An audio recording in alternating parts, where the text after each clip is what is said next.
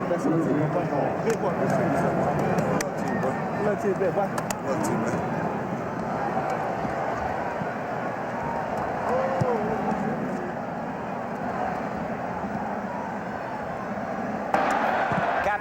allow me to introduce Mr. Keith Jackson, who will be performing the coin toss this evening. Mr. Jackson, we have, here's the coin. University of Alabama is in the red. University of Texas is in the white. Here is the coin. On this side, we have the script A, representing the University of Alabama. Should this side land up, Alabama will have won the toss. On this side, we have the Longhorn emblem, representing the University of Texas. Should this side land up, Texas will have won the toss. The coin will be flipped and allowed to be hit the ground. Mr. Jackson, if you would. Gentlemen, in moral football, we call this the hallowed ground. Have the game of your life. Enjoy it. Here we go. Take a vote. The coin has the script A facing up. University of Alabama has won the toss. You're going to want to receive the ball. Sure. Which goal you want to defend? Which way you want to kick? We want to defend our hands out. You want to kick this way, so put your backs over here.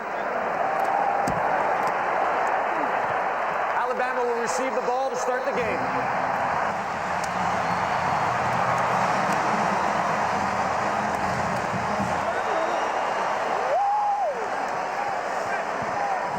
So in a huge surprise, Mac Brown gets to put his defense on the field first because Nick Saban surprised everyone by taking the ball and not deferring as we get ready. And you know, ladies and gentlemen, we've always thought through the years that some of the best moments in all of sport come just before the storm, just before the championship begins.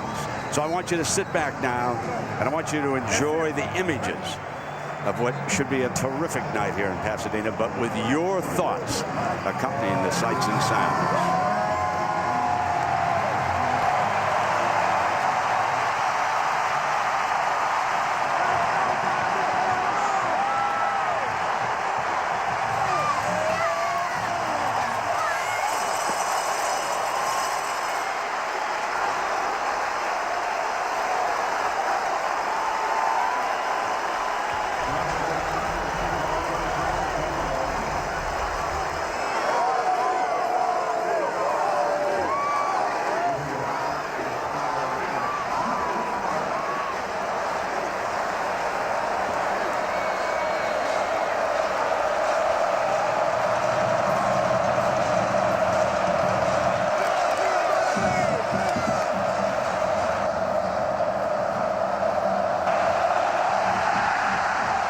Journey begins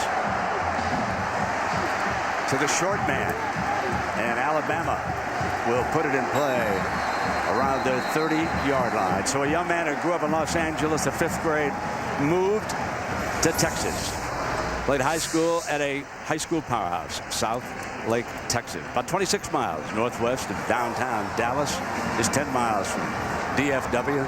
Played in front of huge crowds, and that's one of the finest high school stadiums you'll ever see. And so here he comes with his family, friends from Southern California, very much in attendance, and all of his buddies from the Dallas Cowboys organization, where his father works in marketing, one of the vice presidents, the Heisman Trophy winner right alongside him now. Sergio Kendall, he's the target. They have to always account for number 2 when you come to the line of scrimmage.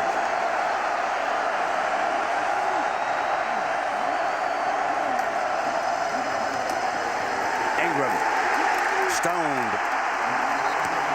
And now our starting lineup for Alabama, presented by Taco Bell.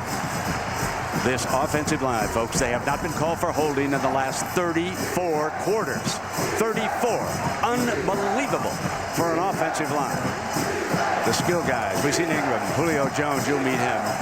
Marquise Mays can get deep. And Peak is a dandy tight end out of Florida, transferred from Georgia Tech.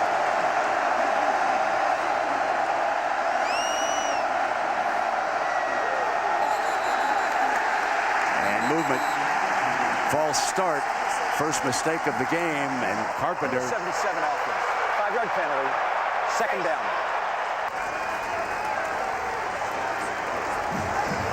Brent, big thing to remember in this big a game. So much emotion out on this football field for these players dealing with this for the first time in their careers. They played in some big games, but nothing compares to what they're going through emotionally on both sides of the football right now.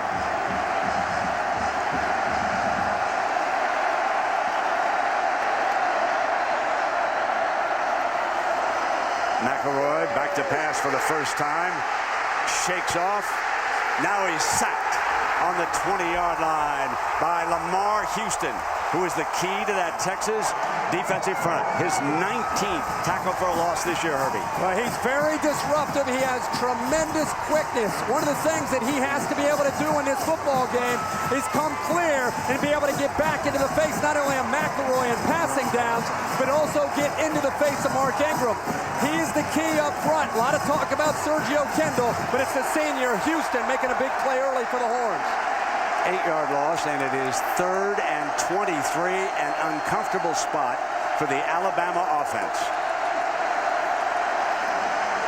Kendall was coming. They drop it in underneath and complete.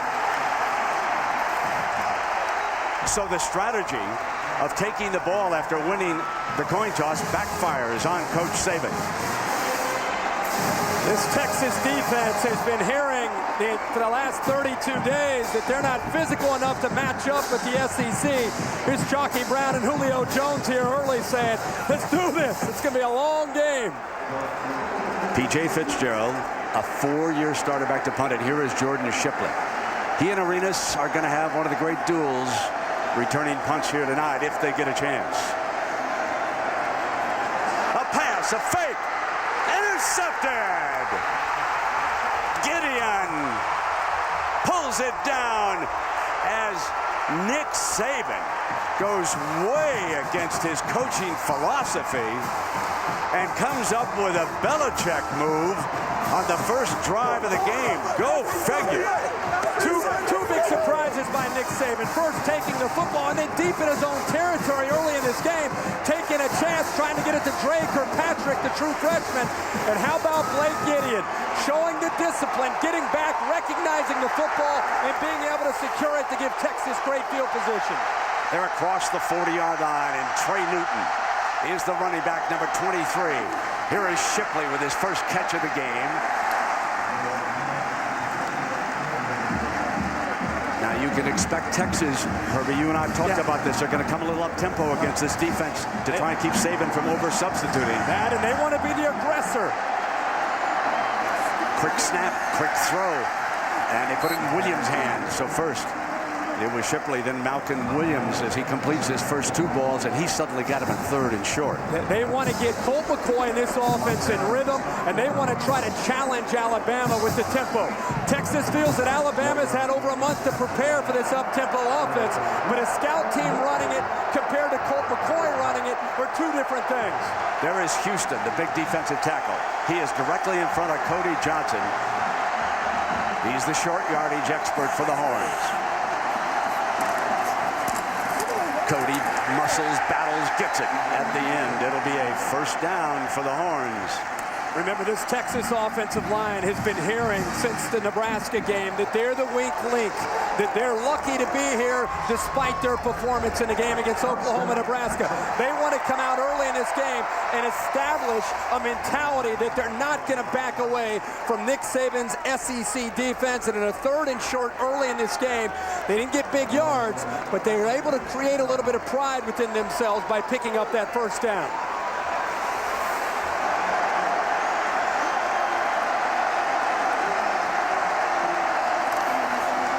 Here is Newton trying to get the edge. Shakes a tackler. Comes down the far sideline for another first down. Nate Newton's little boy, Trey. That's a 16-yard run. Brett, poor angle here by the safety, Justin Woodall. And I really think he underestimated the quickness and speed of Trey Newton on that play. Now the option look, and Colt McCoy bangs into an offensive lineman who was being pushed back by Dederick. Brandon Dederick was in there, and so too was Darius, number 57. Darius, big-time defensive player for the Tide. There he is.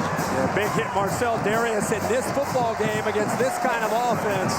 Marcel Darius is the best Alabama defensive lineman as far as creating pressure. Colt is hurt.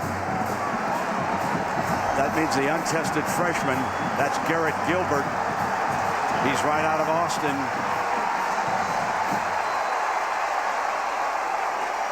McCoy's on the sideline being tended to. They'll use a timeout to give him a little bit more time. And we'll come back and take a look at exactly what happened here.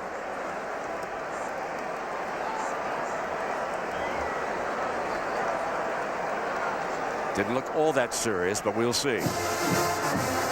Looks of concern on that Texas sideline. Colt McCoy suffered a shoulder injury on that hit, and it means that the freshman, Garrett Gilbert, son of Gale, who played 8 seasons in the National Football League, he's out of Austin. He has a great upside, but he's very inexperienced. And they bring around the end around for a first and goal at the 1-yard line. That was Monroe, DJ Monroe, who was reinstated. And a great block here by Kyle Hicks, sealing the corner and allowing Monroe to get there with all of his speed to the edge. Now quickly right straight ahead, there's a penalty flag. Hang on. Thrown from the side. It is a touchdown if it stands.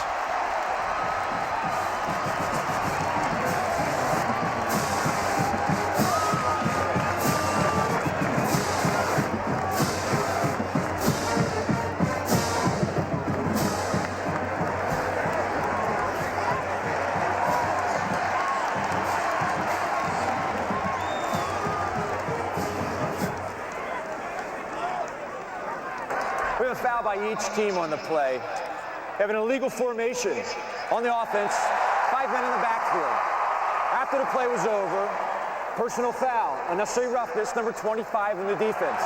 That would be penalized half the distance to the goal line, first down. That is Rolando McClain, the leader of the defense, as the training staff for the Longhorns continues to work on Colt McCoy on the sideline. You know, Gilbert comes into this game a highly decorated recruit. Very fortunate to be able to pick up the big play with Monroe to get him down inside the 1-yard line. But Gilbert at 6'4", 207 pounds, has been mainly in on mop-up duties. Only has 26 attempts on the year. Johnson comes back in. Houston and Cobb. Here comes the short yardage expert, and he battles his way to the 1-yard line against that Bama D. Remember, this Alabama defense, #1 in the country as far as red zone defense, only allowing points 65% of the time their opponents come down in this area. Rolando McClain needs to keep his cool. You mentioned it. He is the leader without question of this Alabama defense. Second and goal, and Texas comes back up in that power formation.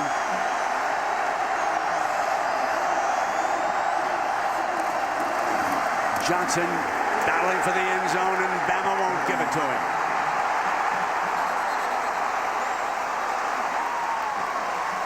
This is why they're #1 in the country. They attack you. McClain goes over the top, but you can see Lorenzo Washington, the first one there, the big defensive end, to get in there to make the play. And 6 or 7 crimson jerseys helping out. And Mount Cody right there in the middle. Yep. You can't move him out of the way, or when you're trying to get into the end zone. So here we go again. There's big number 62, 360. We're going to throw with Gilbert, and he'll throw it away. 4th and goal, and now what does Mack Brown do? Field goal unit trots out onto the field. Your starting quarterback's been knocked out of the game. Saban congratulating the defense for the goal line stand. They may be taking McCoy back to that locker room for further treatment. So here is Hunter Lawrence, who was the hero of the Big 12 championship. Jordan Shipley is the holder.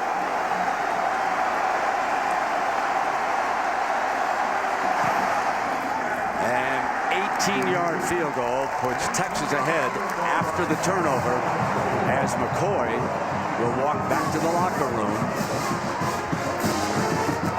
Now take a look at the hit. You'll see Darius come in right there on the right shoulder up high, and that appears to be where Colt suffered the injury. It was scraped right after the Rose Bowl victory by Ohio State over Oregon, and a brand new playing surface down here for Texas and Alabama. Tucker. Another short kickoff, keeping it away from the deep man. That's a live ball. Texas goes for it. They may have it. That's live. It is Longhorn football. Another Alabama mistake.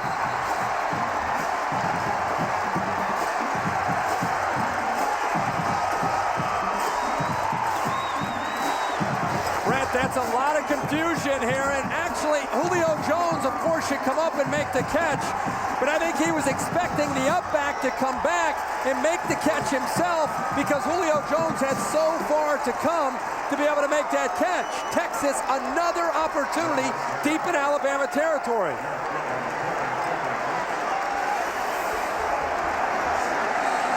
Garrett Gilbert, if you just joined us, has replaced the injured Colt McCoy, who appeared to suffer some sort of shoulder injury. We'll get a report a little bit later. He's gone to the locker room. Trey Newton, and now they start to pound a little bit.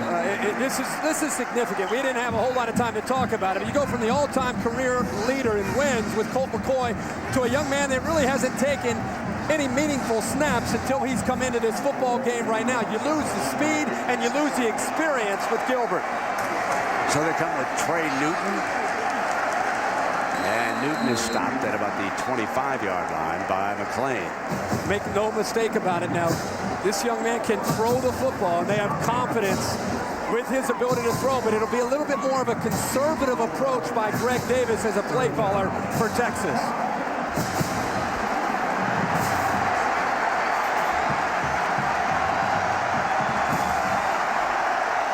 Buckner flexes off the line, and 3 wide for Gilbert. Now they empty the backfield. They're going to put it on 3rd and 5. They're going to let Gilbert throw it. It is dropped. Pass is dropped by Dan Buckner.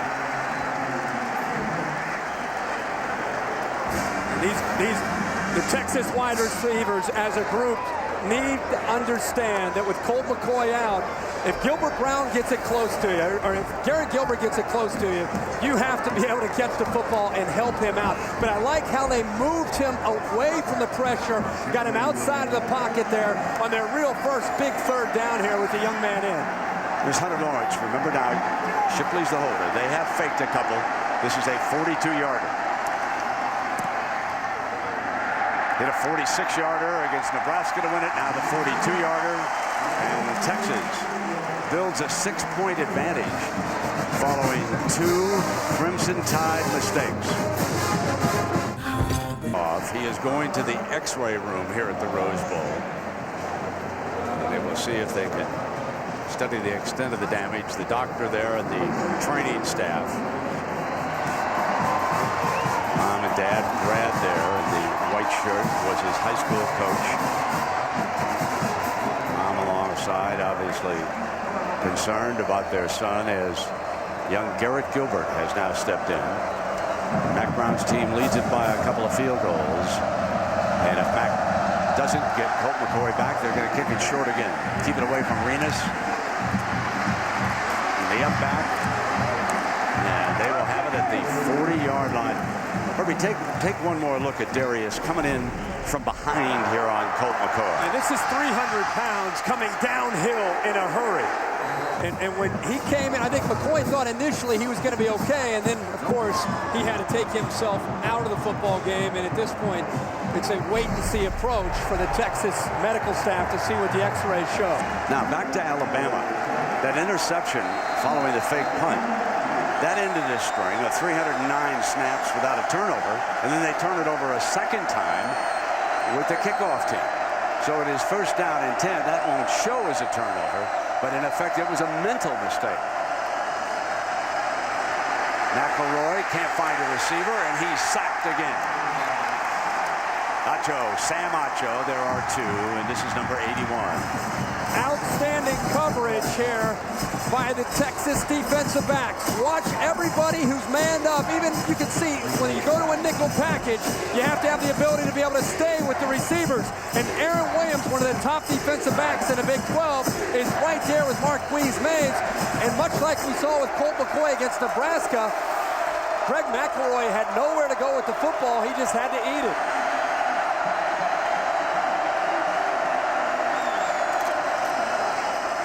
Running Ingram. First down, Bama.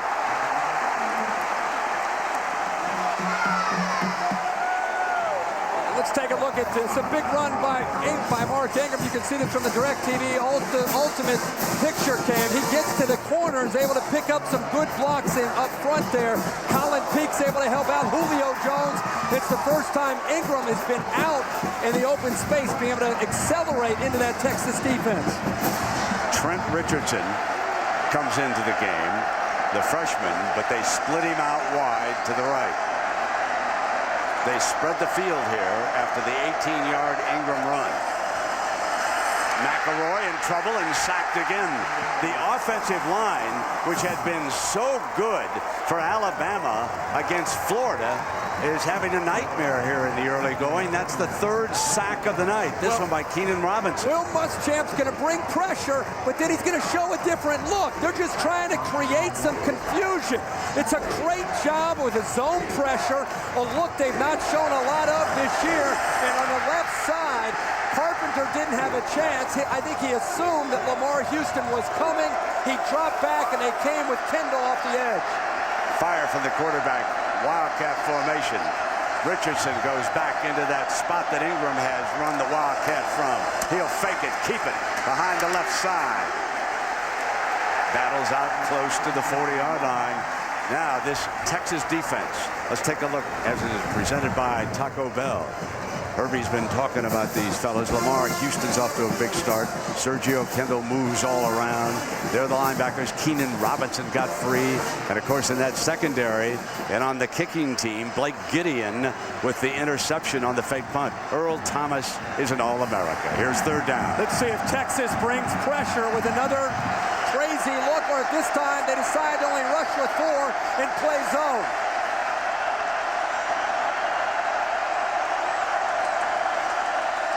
Upchurch is a terrific receiver.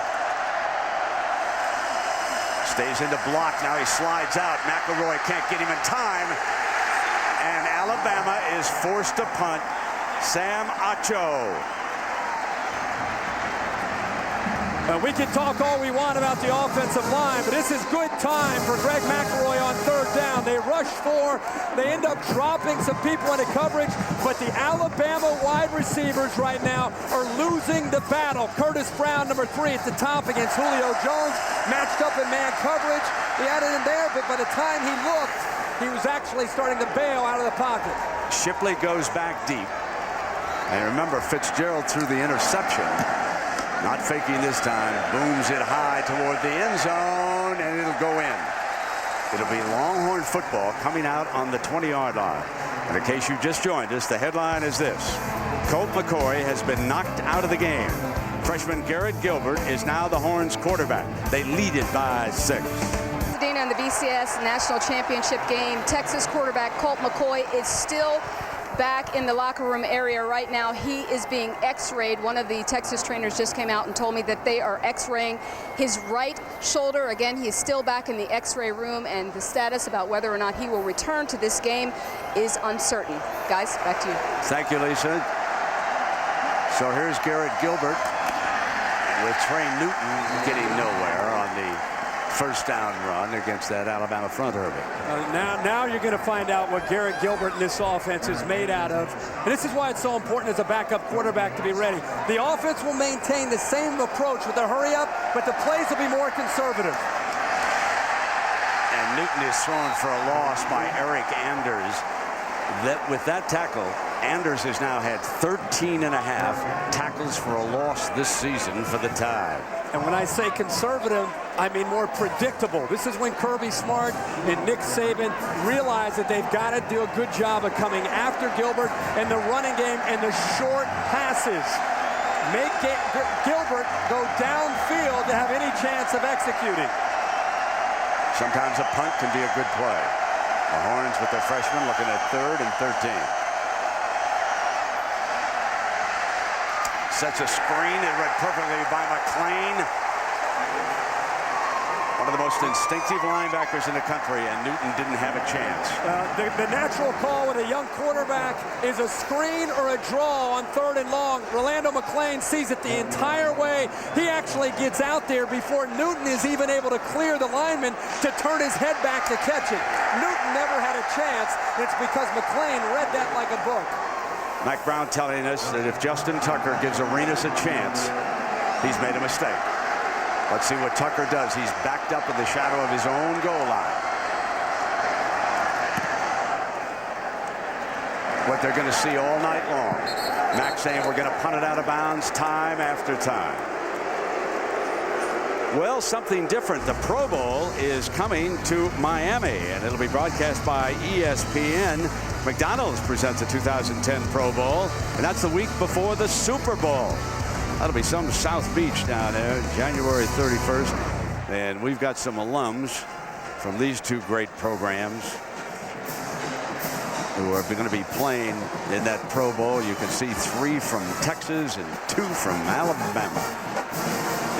These Alabama wide receivers have to do a much better job of getting off of press coverage and working hard at the line of scrimmage to get open downfield to help McElroy out. Now they go to the pistol formation, where the quarterback is not lined up as far from the center as he does in the shotgun. A very familiar formation when you study Bama. And they come with Ingram. He crosses midfield and then is pushed back. They're attacking behind the left side of that line, Herbie, running against the right side of Will Muschamp's defense. We should point out Will Muschamp right there.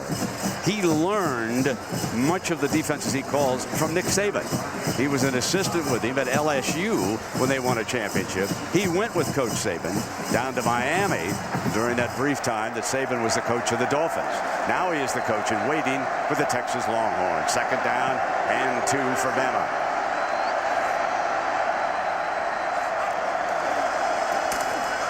Power run, got the first down. First man can't bring him down. Yards after contact continue to add up for the Heisman Trophy winner. Well, the big question coming into this game was how would the #1 ranked rushing defense in Texas stack up physically to Mark Ingram and his Alabama attack? And up to this point, they've done pretty well.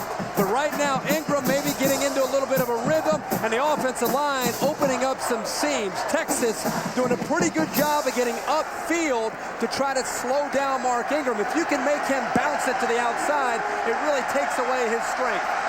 Upchurch checks in. Good pass defender, good receiver, and he'll take it right there on the Wildcat and take off again before he is smacked at the 35-yard line by McElroy, the middle linebacker. You know, they have run this since you and I called their first game against Virginia Tech, whether it's Ingram or Upchurch. And Upchurch, when he steps into this game, has pretty good acceleration himself. When he came off of the fake to Julio Jones, he started to run downhill in a hurry. And when Alabama's picking up chunks of 5 yards on 1st and 10, that's Alabama's game. Richardson's the running back as McElroy returns and is under center. I should say, let me check that, of course, McElroy. Backs up, fires to the far side. Julio Jones has a penalty flag also. Julio out of bounds as he crosses the 15-yard line, and there is a penalty flag. Aaron Williams is in coverage there. Holding. Number 3, defense. This penalty is declined. Result of the play is a first down. It was Curtis Brown, the corner, and that's a 23-yard gain, Herbie. And it's the first time that Julio Jones has been able to turn a defensive back completely around, and then he just set up and found a nice opening in the secondary. But that was, again, man-to-man coverage by Texas, and this time give Julio Jones credit for beating his man.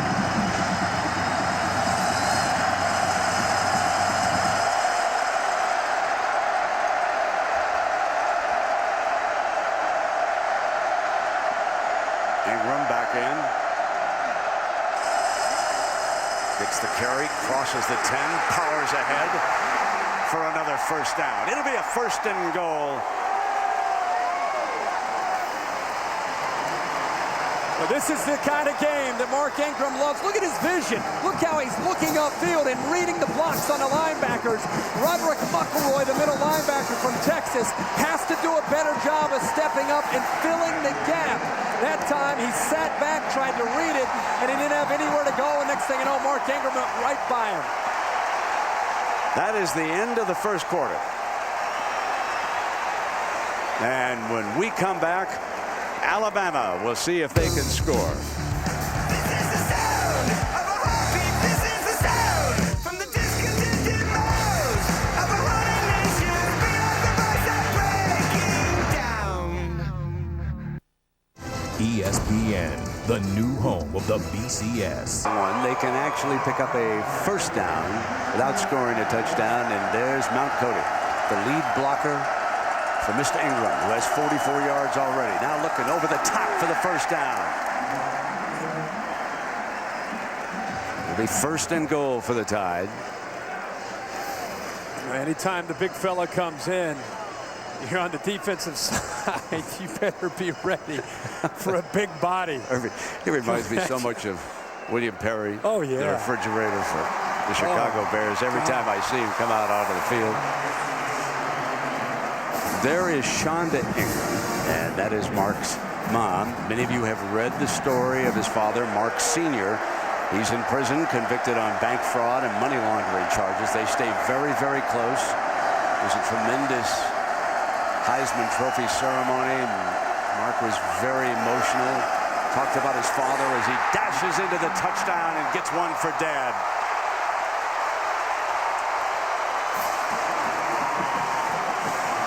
Sophomore from Flint, Michigan, and I'm going to tell you an interesting story about Shonda.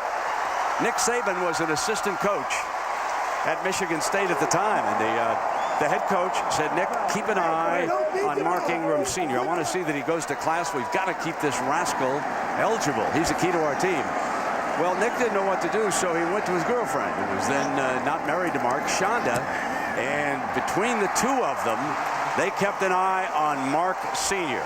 And then when young Ingram graduated from high school in Flint, Michigan, and it was time to go to college, Shonda remembered Coach Saban, and that's why the young man has traveled down from Michigan to Alabama, and the Crimson Tide faithful are so happy he made that trip south.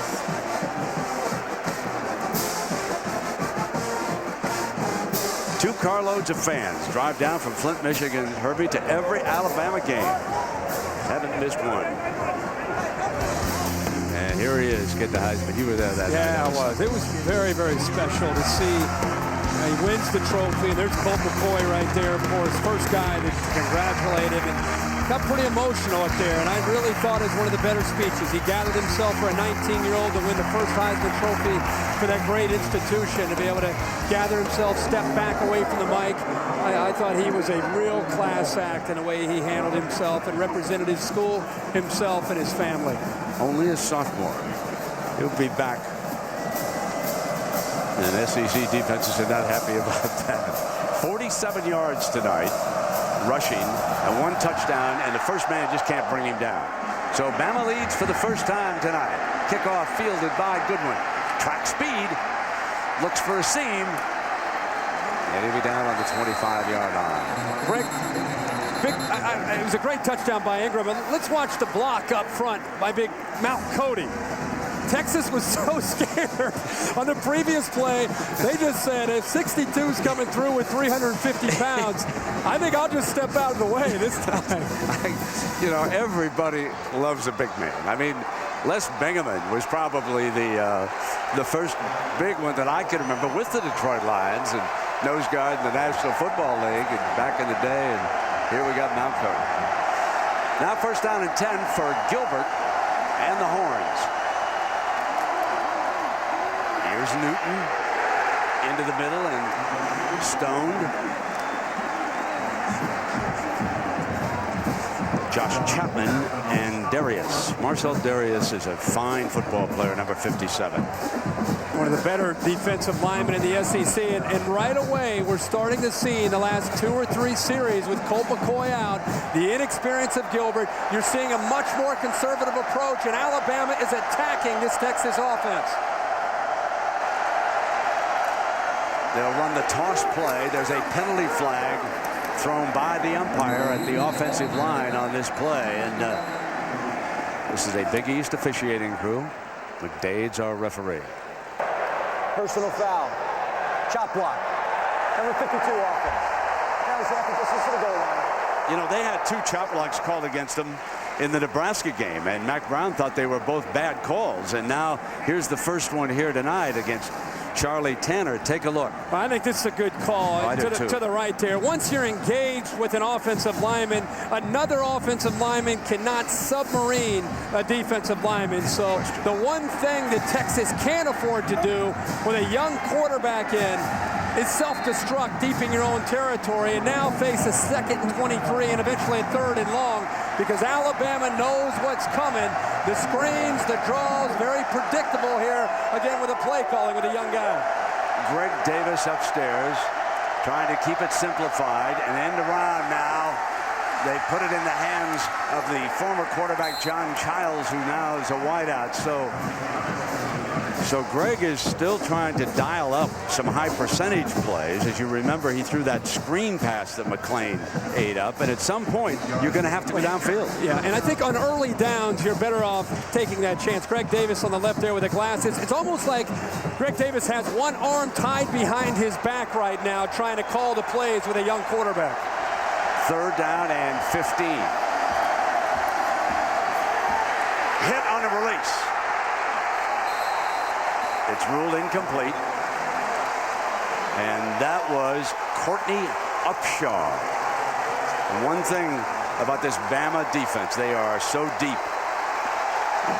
And they give you so many different looks. The one thing that they have is speed and execution. And this time he goes right around Kyle Hicks, the junior, and is able to get in there and put the pressure on Garrett Gilbert. The game is moving very fast for Garrett Gilbert, like any other freshman quarterback when he goes out there against this Bama defense in this big a game. Arenas standing back on the 40. And Tucker. And Arenas is going to get a shot, and he's hit right away at the 43-yard line. Terrific coverage, but it didn't get out of bounds. Brent, I think Garrett Gilbert may have taken a shot there on that 3rd down. He may be injured as well. Cappy, as he leaves the X-ray room and goes back toward the Longhorn locker room underneath. And now with young Gilbert shaken up, well, you know, Vince Young, as Kirk Herbstreit said during that commercial, he left with a year of eligibility. Get him out there. Now McElroy on a play action to Richardson, and Richardson breaks a tackle and battles for a 1st down.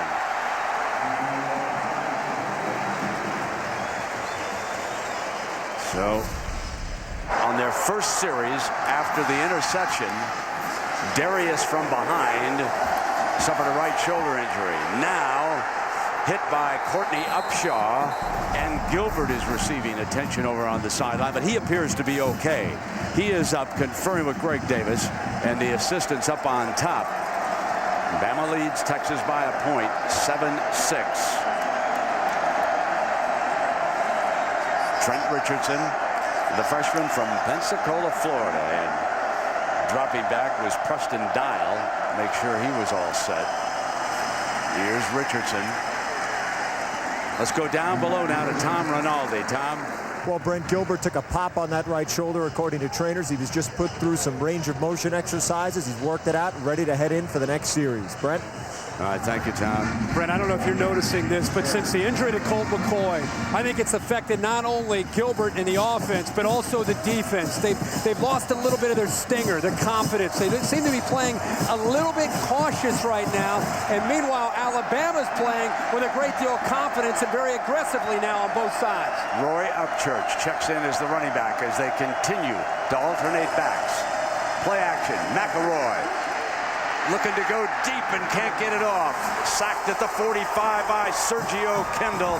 That is the 4th sack by Texas of McElroy here tonight. And Sergio Kendall's just kind of sitting on Colin Peak, waiting for the play. And then once he realizes that McElroy, again, doesn't have anybody to throw the football to downfield, he's waiting and waiting for Hanks or somebody to break free. That's when Kendall decided to turn it loose and come up with a big play. Need your leaders to step up when the game's on a line like this, early like this, because of the injuries, and that time Kendall did. Alabama in an uncomfortable 3rd down. Upchurch barges across midfield. And now they will leave it up to P.J. Fitzgerald to drop a punt inside the 20-yard line if he can. A 4-year starter out of Coral Springs, Florida. And that is Brad McCoy, Colt's father, heading inside the Texas Longhorn locker room to see his son.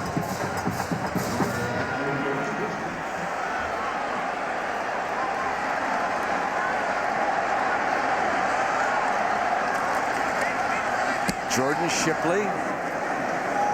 He'll signal for the fair catch right near the 15-yard line. A 1-point national championship game, 2nd quarter, Pasadena. And Miller Lite, triple hops brewed for that great Pilsner taste. Taste greatness. With Kirk Herbstreit, I'm Brett Musburger. We welcome you back on a beautiful night, one of the few parts of the country which is enjoying good weather over the last few days. And there you see that the defense getting ready. They have dominated this Longhorn offense. Young Gilbert up to the line, Herbie. Brett, I think he's got to take some chances downfield. He does just that, incomplete. Tried to get it to Shipley, threw down the middle.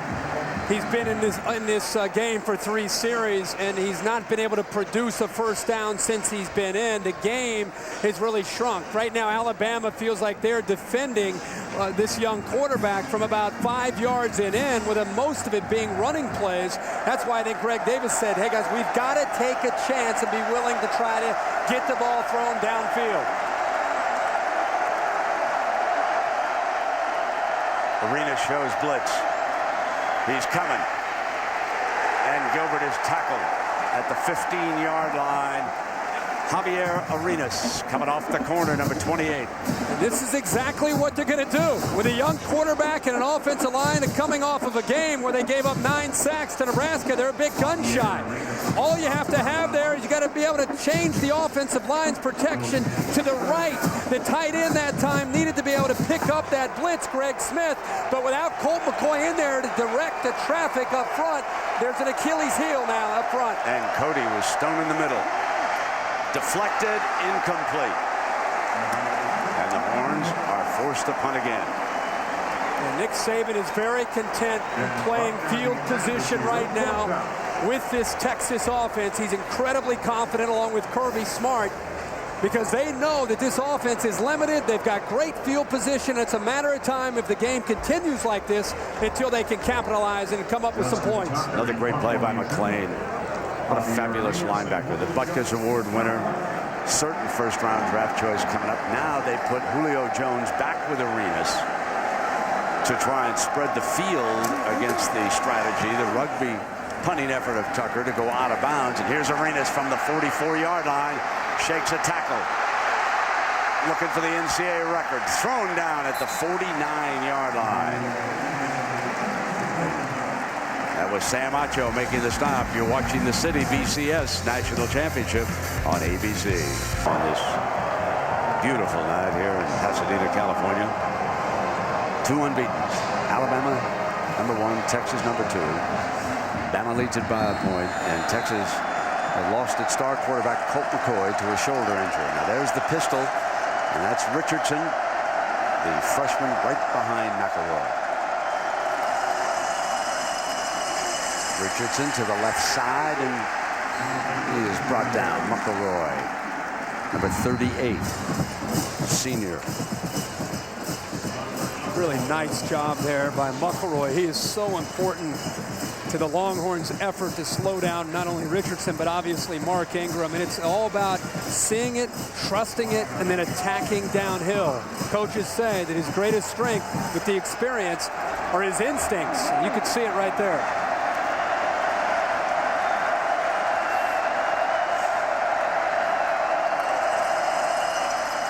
Handoff, Richardson bolts up the middle for the end zone. This could be a touchdown.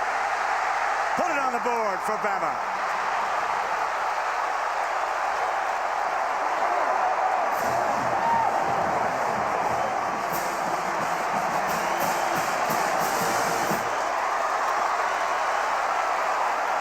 A 49-yard burst by the talented freshman from Pensacola.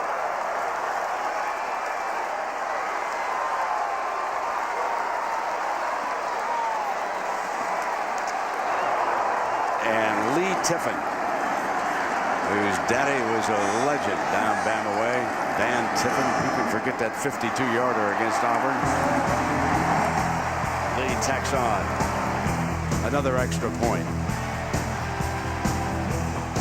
He's got just as much speed, maybe even a little bit more than the Heisman winner Ingram.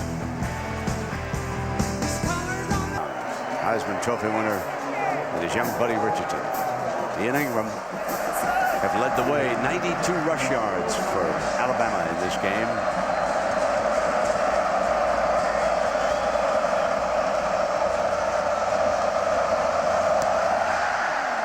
Now the short kickoff from Bama. Get it to the 40-yard line. Brett, one of the risks you take with movement with this defensive line is opening up creases. Watch the block by the left guard here, Mike Johnson. James Carpenter, 77, comes off of his block and picks up Keenan Robinson. And with a poor angle by Blake Gideon, there's nobody left right there. So even when Ingram steps down, the true freshman Trent Richardson has been doing it all year for the Crimson Tide. Fozzie Whitaker has checked in.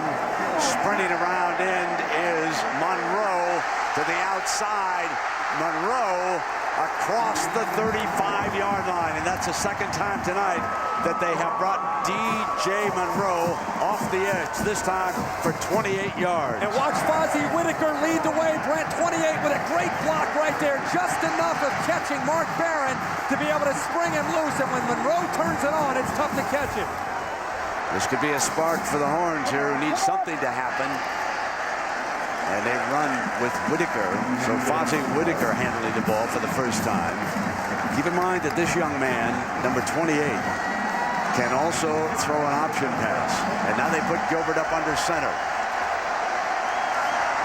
They fake. Gonna go toward the end zone. Incomplete. Malcolm Williams, the intended target, and off the play action, they had him. Great sequence of plays here by Texas. They had Alabama on their heels. They had the opportunity. The ball is thrown where it needs to be. It would have been a tough catch, but Malcolm Williams at 6'3" has to go up there and help the true freshman out and make the catch. Greg Davis thought he had it. Trey Newton comes in from the Longhorn sideline. He's the running back on 3rd and 5. Gilbert under pressure and intercepted. Picked off by Arenas. Arenas kills the drive with the Alabama interception. Once you throw into the middle of this Alabama defense on 3rd down, they got away with a hold, Darryl McClain. You know that you're taking a major risk. Arenas, one of the better cover men in college football, is there perfectly. And actually, I think Jackson may have had a chance there too. So with a young quarterback, you've got to get him out on the edge and away from the middle of that defense. Gilbert has no chance against Saban's defenses. No.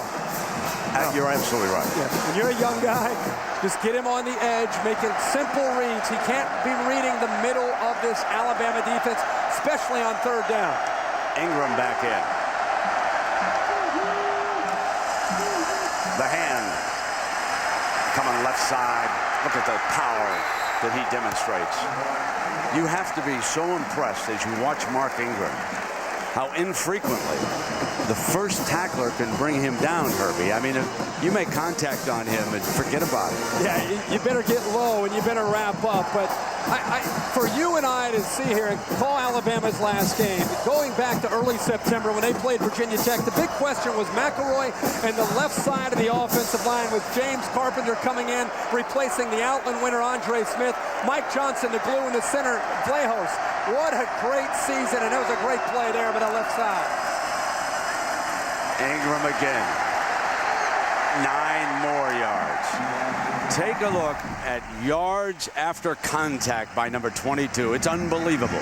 He came into tonight with over 1,000 yards, as you talked about, Brent. And there's just on one play, 2 different times Texas defenders are trying to use just arm tackles. There's McElroy, one of the more physical tacklers on this defense, and he runs right through him and Earl Thomas. And if Julio Jones' left leg didn't get there, then Ingram goes into the end zone.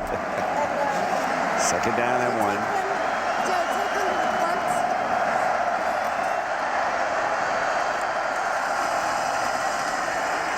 Comes again behind the left side, breaks another tackle, and makes his way to the 45. And this is a will-breaking drive, one of several that Bama's had this year. Will Muschamp's going to have to make some adjustments. Right now, Alabama is getting to the edge, and it's rather easy for them. You're seeing the big left tackle, 77, Carpenter seal it, and Julio Jones, who's lined up into the boundary, one of the more physical blockers in the SEC for a big wide receiver. He's taking his man out. There's nobody left on the edge. Trent Richardson's back on the field. An abundance of riches for Jim McElwain, who is upstairs calling the Bama plays.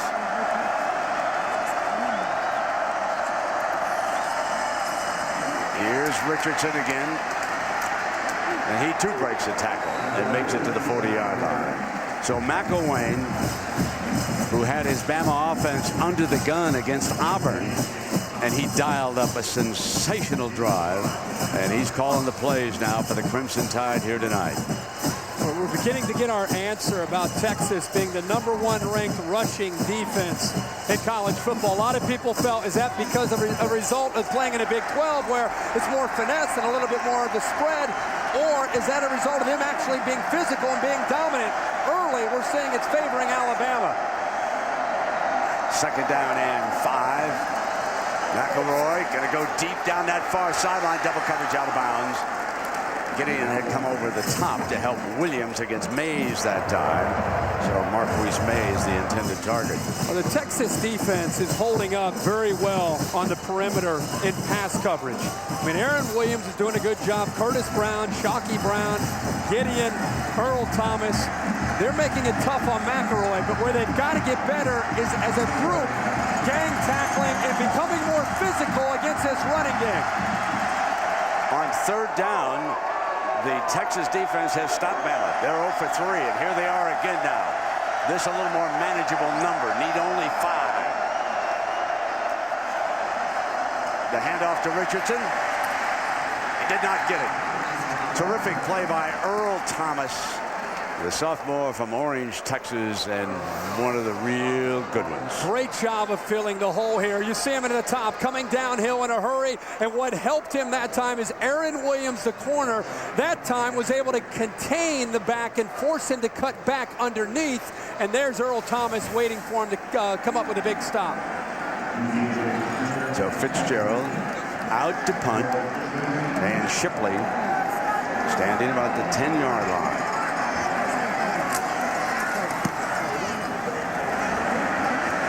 Bluffs the fair catch, but Bama's going to cover it inside the 5. Tough spot for Garrett Gilbert. And we want to remind you that on ABC next Thursday, 2 of television's biggest shows reunite and the sparks will fly. An all-new Grey's Anatomy, and then private practice crossover event next Thursday starting at 9, 8 Central on ABC. 3:50 to go here in the first half. The major headline is that quarterback Colt McCoy was knocked out, injured shoulder, first series of the game, has not come back. They're still evaluating. His father's inside the locker room. Now, Garrett Gilbert, the freshman, backed up against his own end zone, keeps it and sneaks out to the 4. We go down below to Lisa Salters. Well, Brent, Colt McCoy will not be back for the rest of this half. We're being told by the training staff that they're going to reevaluate him more at halftime. Right now, he's back there getting treatment, and they're continuing to examine him. Guys. 3:29 left in the half. Second down and 8.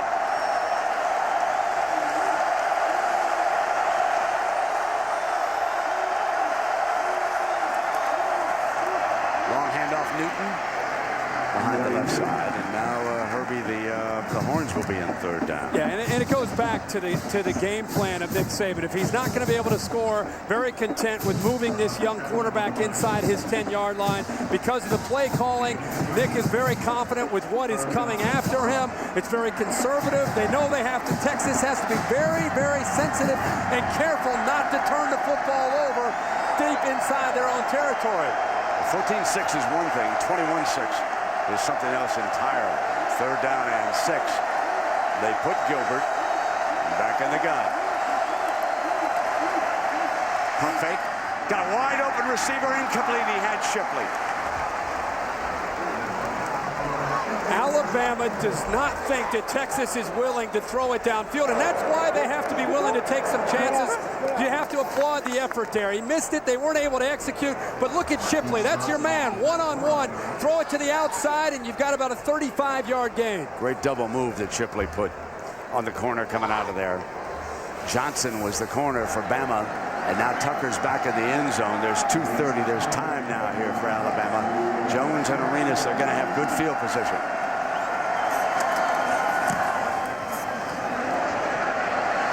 On the fly from Arenas. McElroy, and the Tide will start from the 29-yard line. 2:20 left here in the first half. It's exactly what Alabama wants to see. It's a matter of time. You keep pushing the quarterback back. You get good returns with Arenas. You keep pushing Texas back further and further and further. Now Alabama has to capitalize on this opportunity with such great field position.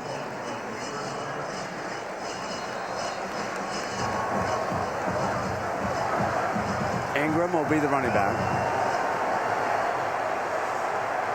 Hanks, Mays, and Jones are the wideouts. Peaks your tight end.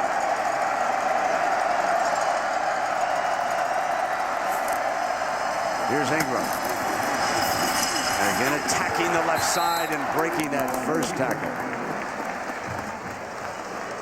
Well, a reminder that you can own a piece of history by downloading the full-length BCS National Championship game on iTunes.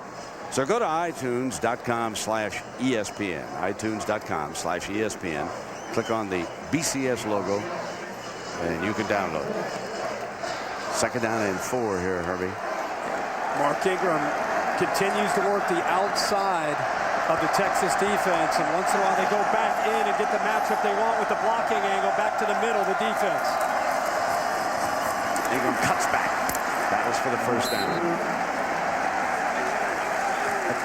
There's another example of this play being designed to get to the outside, and watch how quickly Mark Ingram at 215 pounds can stop on a dime and cut back. That's what makes him so effective in this offense. What the offensive line wants to do is push you to the sideline, and to do that you need a back with vision to find the crease and get upfield. First and 10. Stretches. Battles for a couple of yards. Does it remind you at all of Emmitt Smith? I know a lot of people have said that. I mean, there are a lot of similarities. He doesn't have blazing speed, but he has enough speed to be able to be dangerous when he gets into the open field, and his balance is... That's the one thing that you would wonder about, because no running back ever had better balance than Emmitt Smith when you think of him. And, of course, Jerry Jones and the front office have come up here tonight to watch this game, and you would think that they are all Texas Longhorn fans. But it is because of young McElroy. His daddy works in the front office for the Cowboys, and Jerry Jones said, listen, I love everything about Texas, but McElroy is family. He is family, and right now he's on top of things. This is a drive that is very, very important for both teams. the way the game has gone, Texas had some breaks. They were able to come up with 6 points. Obviously, the injury to Colt McCoy.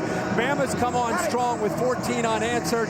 Now it comes down to Alabama trying to execute in the red zone. Kind of a problem spot for them this year. And Texas has to hold them to a field goal attempt to feel that they can still come back in the second half and win this. Trent Richardson back in as the Bama running back. A little bit of a draw play, and McElroy jumps in from that linebacking spot and makes the stop. Here's another difference in the game with Colt McCoy out. With you get a minute 15, you make the tackle on third down. If you have confidence in your defense that they can come up with a stop, you're going to call a timeout right now for Texas because you want to give Colt McCoy time to throw. Right now, they're just trying to limp into the locker room, and they're not worried about getting the ball back and scoring. 3rd and 7. Bootleg, McElroy. He can run. Slide, dives a little bit short. It is short of the first down, and now it is Saban who will have a decision to make.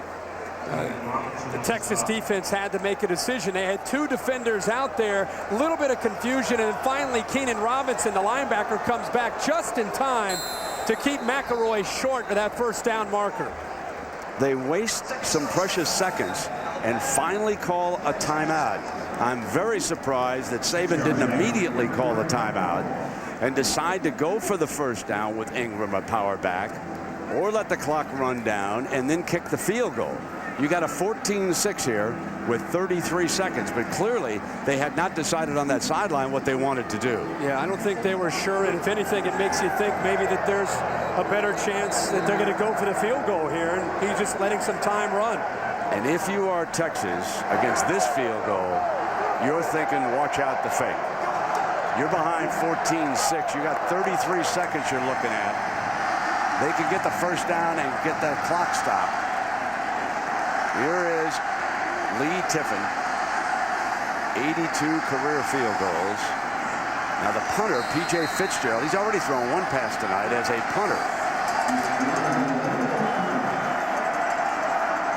This is a 26-yard field goal. Saban says we'll take the points. Can't argue with that. 17-6, 23 on the board here in the first half.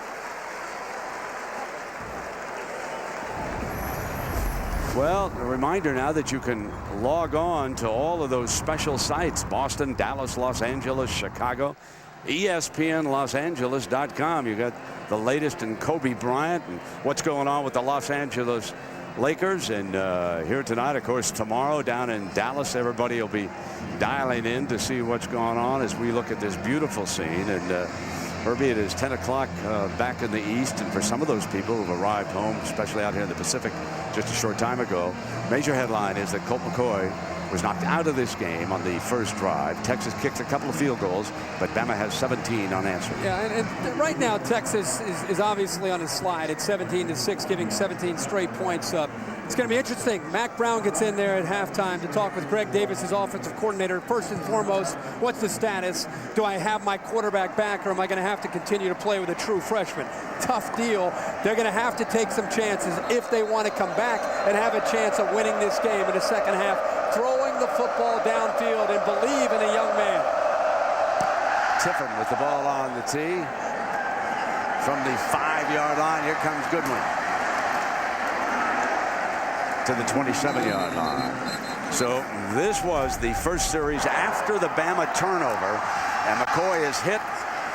Darius, injured shoulder. He has gone out. A couple of things to keep in mind. This young man has an NFL future. His father has gone inside the locker room. I'm sure that he is talking with the medical people. They'll do what is best for Colt McCoy in this situation. Now, young Garrett Gilbert, who is the future quarterback for the Longhorns and who has struggled here, brings him out. There is Trey Newton on the first down handoff. Strong run for 9 yards. Texas looks like they're going to call a timeout there on the sideline. Interesting. You know, you think they're going to try to run the football and maybe just be content just to try to get out of here without turning the ball over potentially again to this Alabama defense. But they run the football, pick up 9 yards, and now maybe with such a great kicker in Hunter Lawrence, maybe they're thinking, you know, let's take a shot downfield and see if we can come up with a catch and pass interference and maybe get into field goal range. When you think about the Texas receivers, both Williams and Buckner had shots here in the first half that they probably should have held on to. Yes. One of which, by Williams, would have been a touchdown. Would have been it would have been a huge play. And somebody within the offense, a leader, a Jordan Shipley, somebody needs to talk about helping this quarterback out in the second half if he's going to be out there and giving him confidence that they believe in him.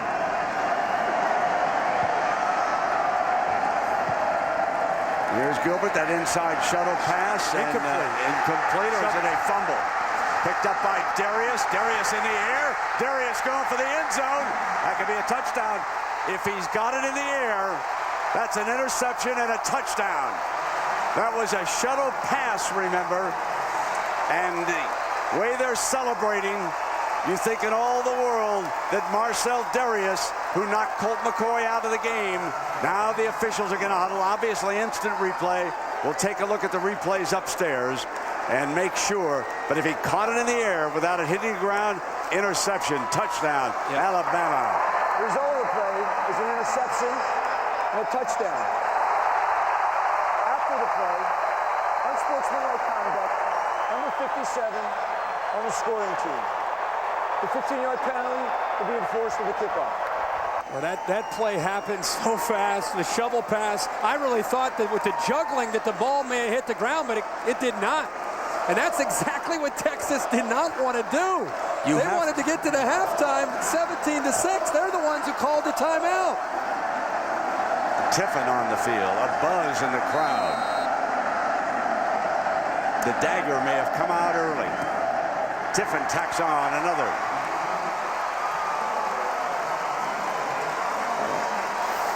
And even the play call with a shovel pass, you're going to think that the worst case, Monroe's going to drop it and it's incomplete. The ball is bouncing all around. Right there, I thought it may have hit the ground, but no chance.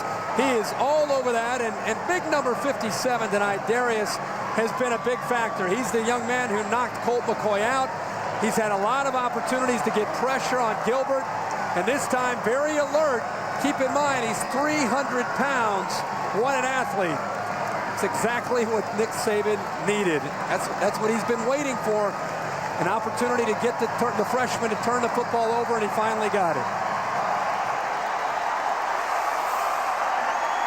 24-6. Marcel Darius out of Huffman, Alabama. Just a sophomore, just a baby.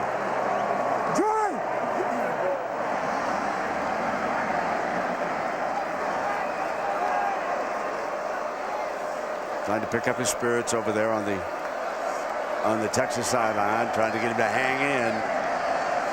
No one knows for sure whether or not Colt McCoy will be able to come back in the second half. We'll have to wait and see. X-ray of that injured shoulder, father in the locker room. On the ground. Running the clock out.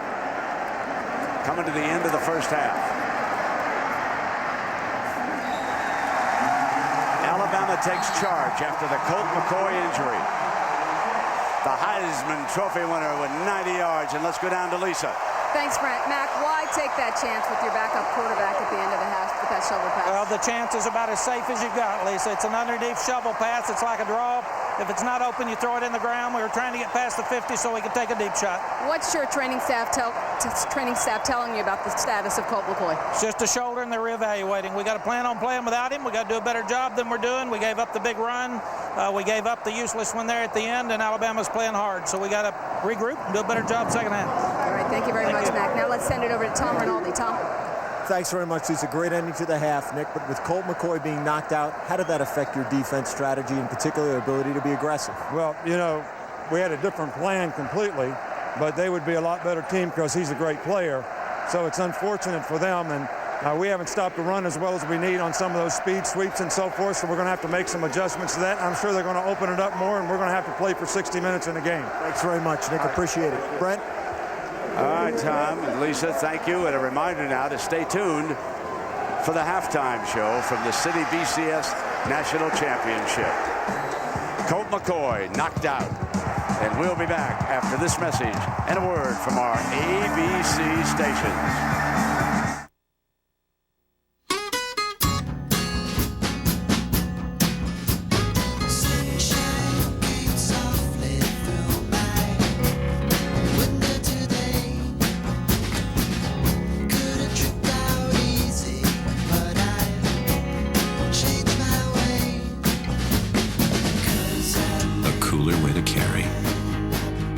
Introducing the Accord Cross Tour with available four-wheel drive from Honda. So here we are in the fourth quarter. No time left, and the touchdown is under review. Hey, guys, what do you think? We're not ready to go yet. Is there any way you can send this thing into overtime? No problem. I don't know what he was looking at, but we're going into overtime. Buffalo Wild Wings. You have to be here. This could finally end it. Unbelievable. ABC Thursday, January 21st. I'm 6'2". I don't think you're have been 6'3". I know that first-year associates are competitive, but I suppose I should be happy your belts are still buckled. ABC's The Deep End. Series premiere Thursday, January 21st on ABC.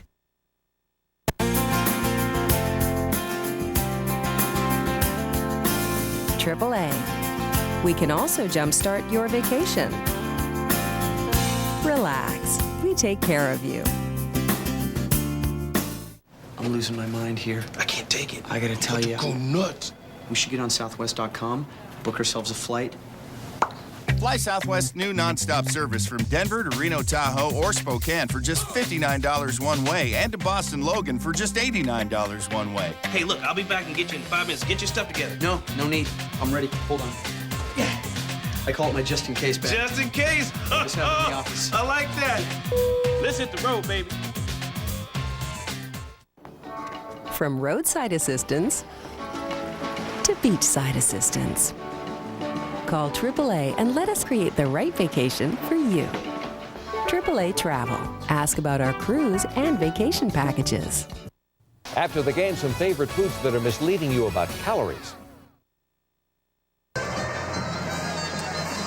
At halftime, the Tide rolling up 24-6, playing with extra gusto. Now the Alabama $1 Million Band under the direction of Dr. Ken Ozello.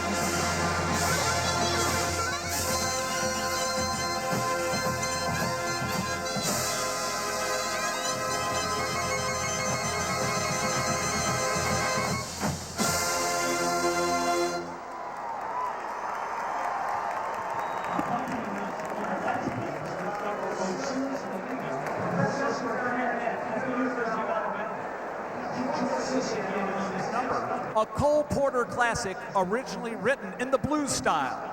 We now present the Bette Midler version of Miss Otis Regrets.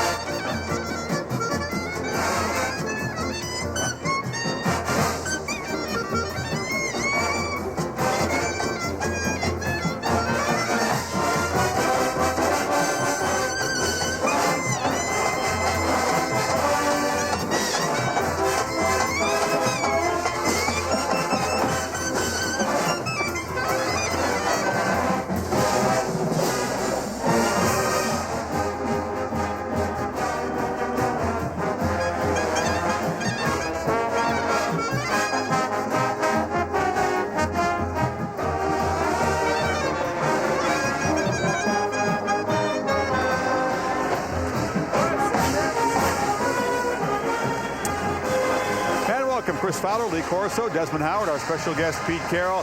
Alabama out-muscling Texas right now, doubling them up on yardage. And the game plan for the Longhorns, short passes, McCoy running out the window when he gets knocked out in the fourth snap. Yeah, probably 65-70% of their game plan is out right now, you know, with Gilbert in the game. Alabama survived the first shaky things that happened to them, and they came back and held the field goals. That was a great start for those guys, and boy, they've taken over with the running game. I think three just significant plays. In the goal line stand, McCoy's hurt, and then a bonehead call by the offensive staff from who the hell goes 15 seconds ago with the #1 defense in the world? Right. Yeah, what a bonehead call that was. Yeah, I just think that Alabama was much more physical than Texas right now. Texas had the ball on the goal line. They were 3 and out. Alabama had the ball on the goal line. Mark Ingram virtually walked in untouched. They're much more physical up front right now than Texas is. This is a tremendous challenge, you know, for Texas just to hold on right now until they can get going. They've got to figure out what's going on with their offense. We'll come back. We'll talk about what, if anything, Texas can do with the true freshman quarterback to make up the 18-point deficit. We started with over 1 billion colors, generously added more than 2 million liquid crystal pixels, combined 960 backlighting LEDs with 240 flawless scenes per second, made it 50% more energy efficient, and it all came down to one thing. The new 55-inch True LED from Vizio. Superior picture performance, superior price from America's #1 LCD HD TV company.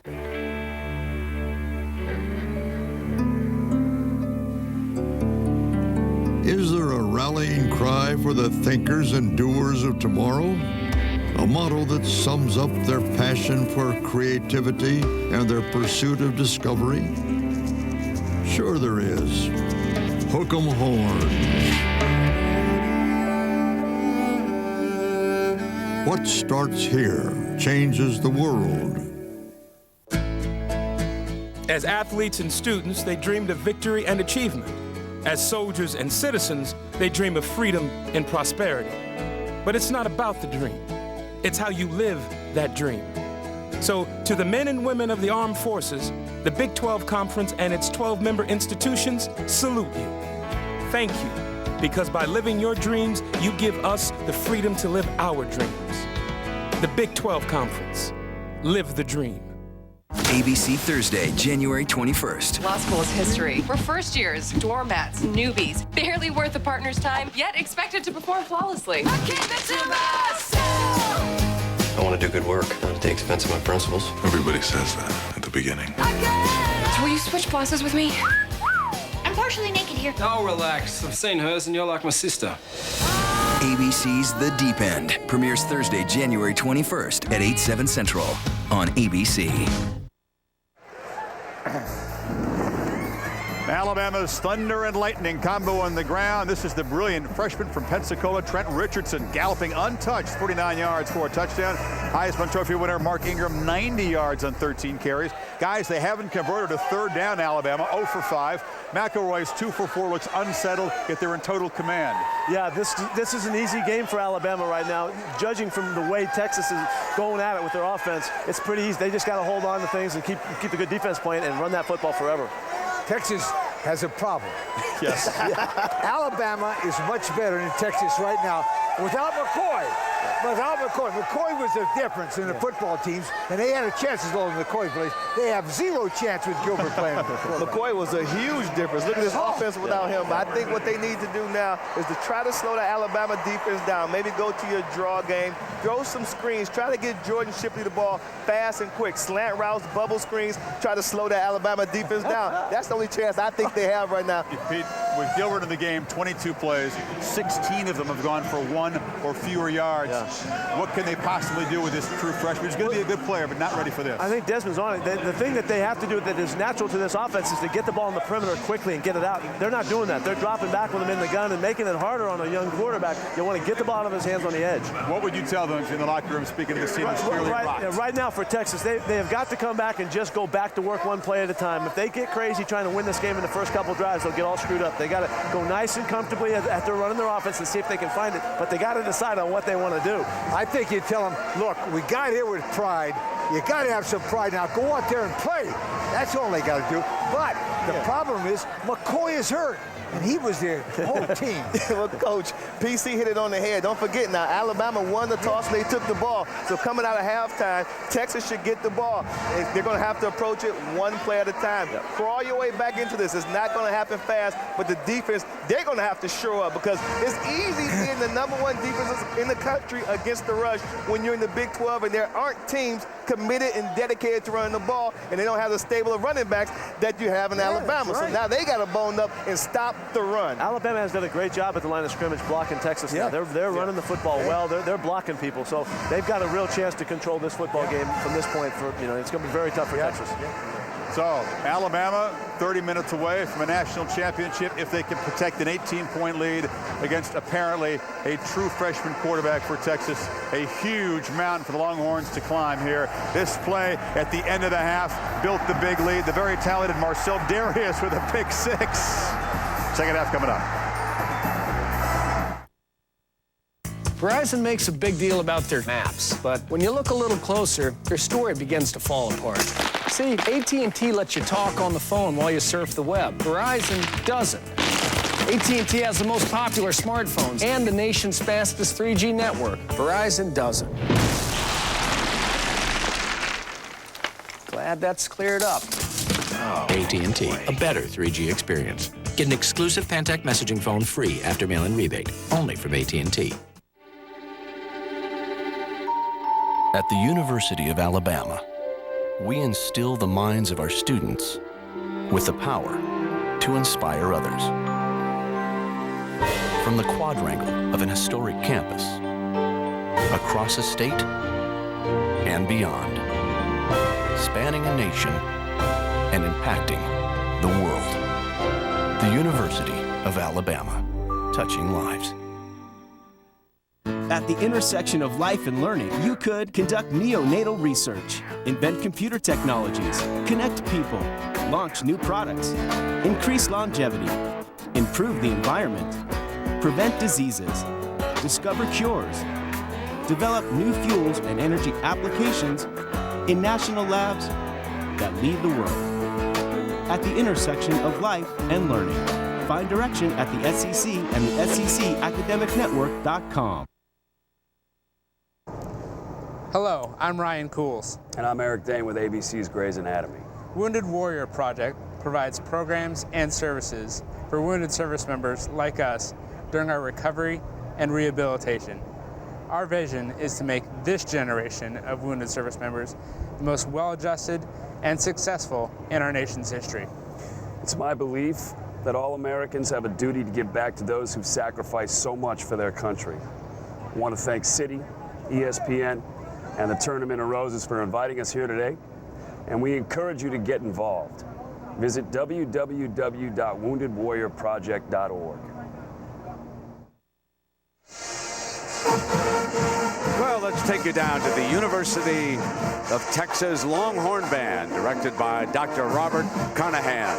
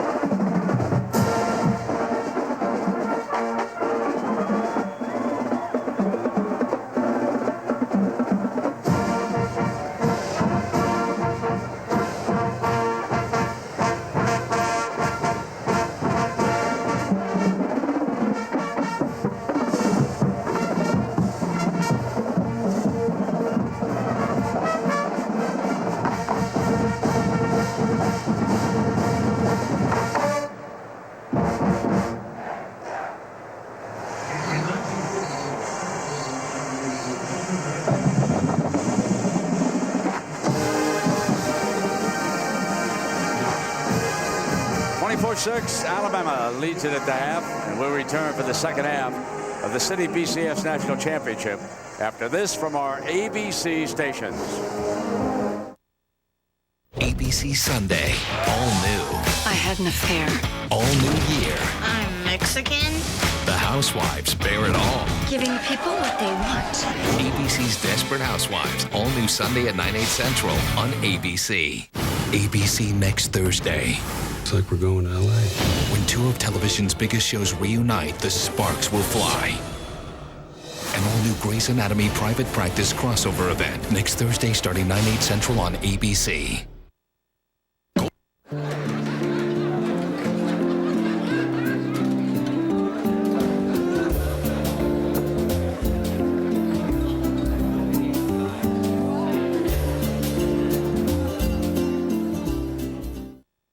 I'm losing my mind here. I can't take it. I gotta tell you. Go nuts.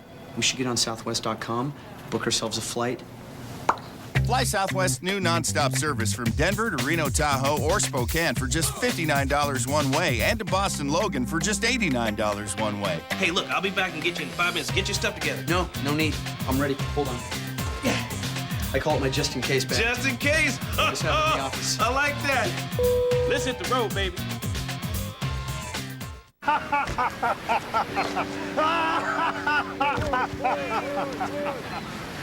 A Comcast sale just popped up.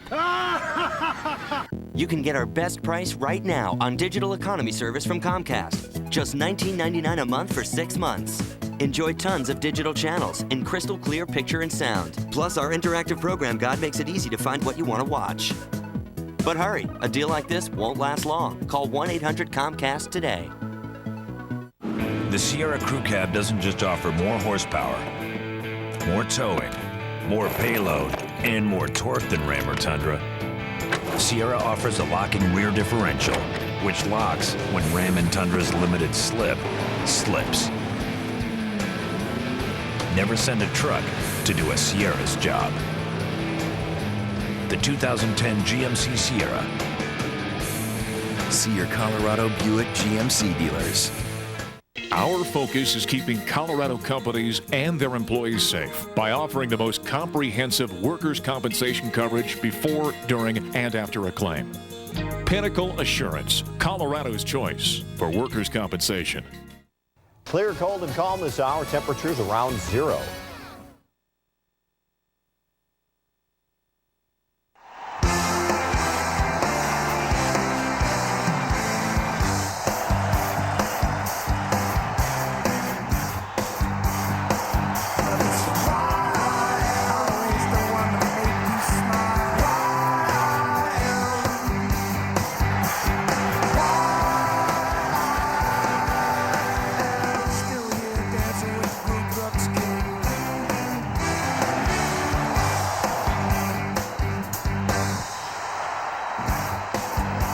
Welcome you back to the second half of the City BCS National Championship game. Herbie, let's take a look at our City inside view. Well, this game started with Texas thinking that they had a pretty good chance when Alabama had a fake punt. Blake getting intercepted it. Colt McCoy's trying to get off to a good start. Then the big hit right there took him out of the football game and not only affected Texas and their offense with a young freshman Gilbert in the game, but it affected the flow of the game. Here's the same man, Marcel Darius, with his second big play of the first half, takes an interception into the end zone for a touchdown. And I also thought that Trent Richardson and Mark Ingram really started to take over the football game. 182 yards rushing in the first half. And right now, Texas gets the football to start the second half. You kind of get the feeling after that interception pick that was returned for a touchdown, they have to drive down and put some points up on the board. Of course, I've been looking down as they took McCoy off. They took him back for an x-ray, and then without his pads, he walked back to the Longhorn locker room. His father, Brad, who was his longtime high school coach, went down to be with Colt inside the locker room. And you've got all kinds of tough decisions to make in this situation. When you've got a young man who's got a professional future ahead of him. He's got an injured shoulder, and you don't even know with that shoulder until you get back to the x-ray whether or not a painkiller can help you in this situation. Right, that's a good point. And I think it comes down to what they've been able to look at so far with the x-ray, the severity of that, and then they've got to make a decision. One thing I'll say, if the freshman continues to be out there, the game is just moving too fast. And then there's some of the other players coming around trying to give him some confidence. Sam Acho, a defensive end, talking to him, trying to build his confidence up.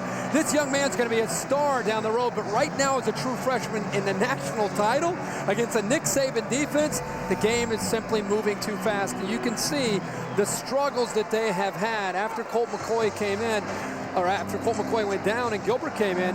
They had 3 punts, the interception, another punt, and then his second interception return for a touchdown. And Lisa, what do you hear down below? Well, Brent, I was just speaking to Mac Brown coming out of the locker room. Colt McCoy will not return to this game. So I asked Mac, how does your game plan change with the true freshman in under center? And he said, look, we just got to find something that he's able to do, simplify, so that we're able to get something out of our offense. He said that first half we just made way too many mistakes. I asked him, looking into your guys' eyes in that locker room, they had to be shell-shocked. What did you see? And he said, they're going to be all right. They're fighters. They're going to continue to compete. Guys? Herbie, I want to go back to that last decision by the Texas coaching staff not to run the clock out at the end of the half. And Mac is right. The shuttle pass is not a high-risk play.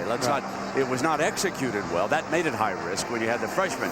So here is this play. And Herbie, my question to you is, in that situation, would it have not been better to just run it out and go into the locker room? Oh, yeah.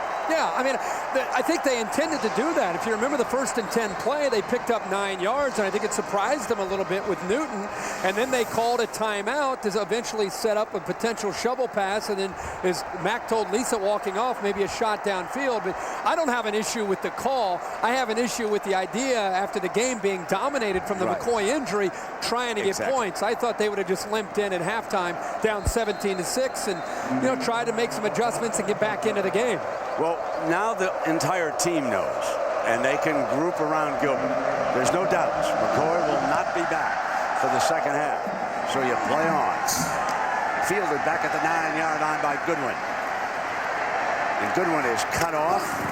Got over to the 25-yard line. And he is one of those game-breaking speedsters who, if they can find the right play for Goodwin, they can help themselves a lot. I think it's important for you and I and everybody watching to cut this kid some slack. He is a true freshman.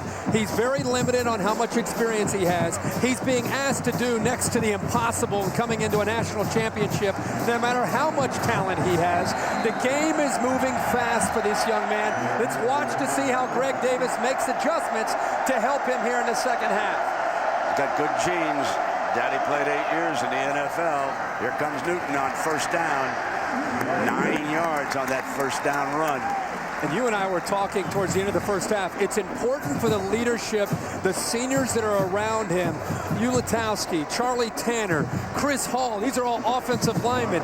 You've got a great receiver in Jordan Shipley who's been around. These guys have to talk to him and let him feel that they believe he can lead them back in this game.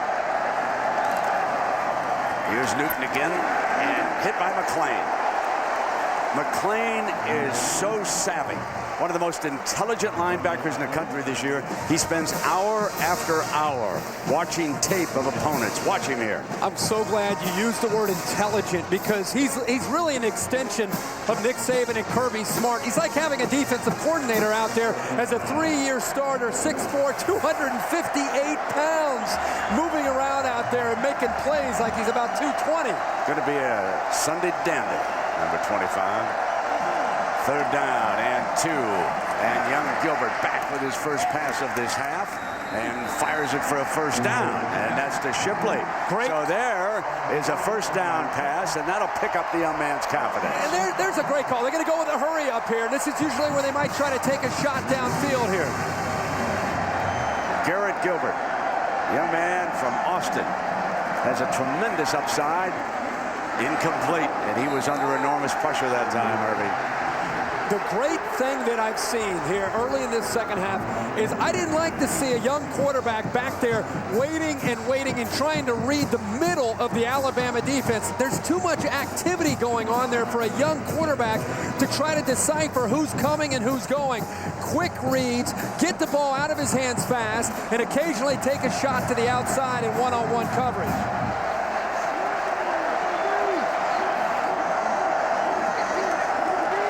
Second down and 10. Fires, and Williams goes down for it, and that's a completion, and wave it off. I thought for a moment, but there is a penalty flag. This could be a... Looked like Mitt Williams might come up with that, but the ball obviously hits the surface, and here's Kareem Jackson again. Pretty good coverage from the big sophomore wide receiver. So it looks like Chris Hall with a leg whip here. That's why they're marching it off against Mack Brown's Longhorns. And Mack Brown just can't afford to see that. Chris Hall steps out of the game here. Have to keep a close eye on him. Now you're dealing with a backup center and a backup quarterback. Keep an eye on the center quarterback exchange, whether it's under center or in the shotgun. But Mack Brown and his offense cannot afford to have to execute 2nd and 25. Second down and 25. Snow replaced him. He snaps it. And incomplete. Kirkendall, number 11 underneath. And Brent, that's what I'm talking about. When you wait for plays to develop, imagine, here comes the center. Welcome to the game. Welcome to the Alabama defense. He's trying to figure out who he needs to pick up. And when you're sitting in that pocket, the game is moving so fast, he's just trying not to make a mistake. And instead of getting back there, making a quick read and getting the ball out.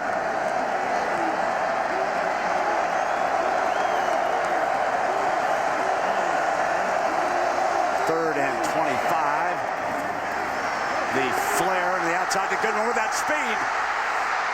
Picked up a first down. So there is the young speedster from Garland, Texas.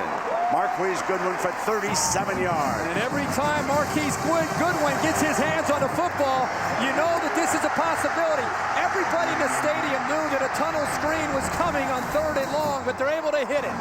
Coming right back up. Great block, Herbie, by Williams that time, too. First down and 10. Newton trips. It'll be second down. They give up a good yard on this play. You can see Newton kind of looking up at the quarterback Gilbert, and that's just a little thing there where you've got a backup quarterback. He's a little bit, maybe a little bit in front of where Colt McCoy might be. The rhythm of the handoff there, a little bit out of sync, and Gilbert ends up knocking down Trey Newton on that first down play.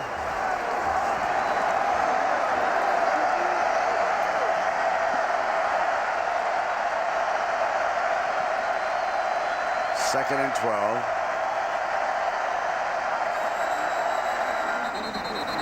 And that was a false start. Illegal motion on the horns. False start. Number 74, offense. 5-yard penalty. Second down. Yulatoski, fine left tackle. Rhythm of the game changes completely. Different cadence. Yep. Different centers. I mean, the whole thing starts to back up on you. You and I love Rolando McClain. How about him? He is in total command. Nick Saban and Kirby Smart are yelling to him from the sideline, and within a second, he can make the adjustment to get the defense ready to go. Pump fake. Far side, incomplete. Took a shot downfield. That good one. There is Kirby Smart, the defensive coordinator, and he is going to be in the next few days interviewing for the head coaching job at Texas Tech. Now, the Texas Tech president is here tonight watching this game. He happens to be an Alabama graduate. So Kirby Smart moves into the discussion as to who will be the next head coach over in Lubbock. Third down and 17. Alabama will bring pressure here with an empty backfield. Deflected, incomplete. And that was Mark Barron, one of the fine safeties on this great defensive unit. Brent, I'm sorry. Anytime there's an empty backfield and you have third down and long, you bring one more than the offensive line can handle, and obviously the quarterback has to get rid of the football quickly, and that time Bama, great call there, that time by Kirby Smart.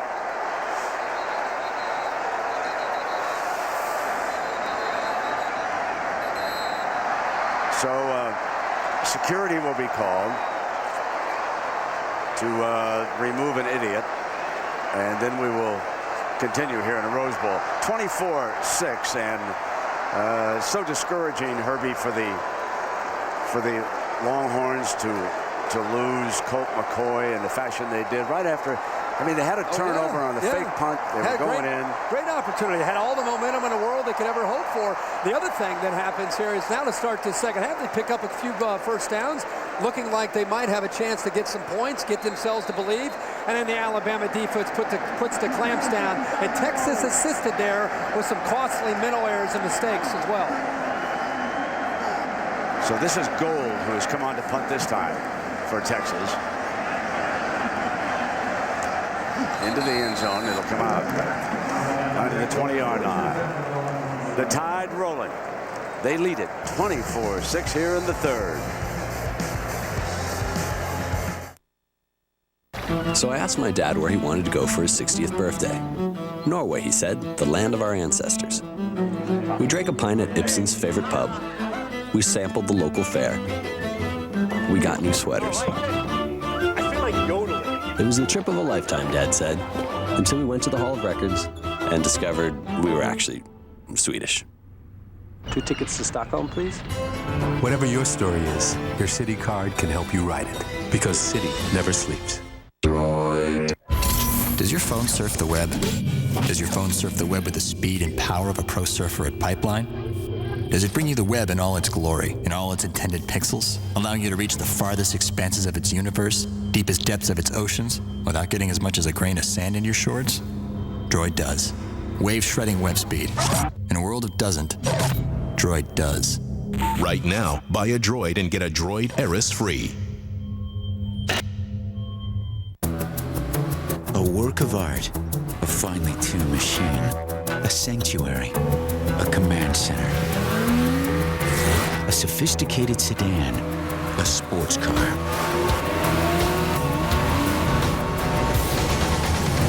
Nissan Maxima, the ultimate dual threat. Now get $2,000 cash back or 0% APR financing when you purchase a 2010 Maxima. Nissan, proud partner of the Heisman Trophy. Once upon a time, there was an island. There was an event that revealed a mystery that captured the world. But sadly, every great story must have an end. Tuesday, February 2nd. Survivors of the crash of Oceanic. The story that became a global phenomenon unlocks its final chapters. ABC's Lost. The final season premieres Tuesday, February 2nd on ABC. College football in high definition is presented by Vizio. We welcome you back to the Citi BCS National Championship with Kirk Herbstreit. I'm Brent Musburger. Alabama leads at 24-6. They've got the ball back. Their fine quarterback, Greg McElroy, up under center. And Ingram with the carry.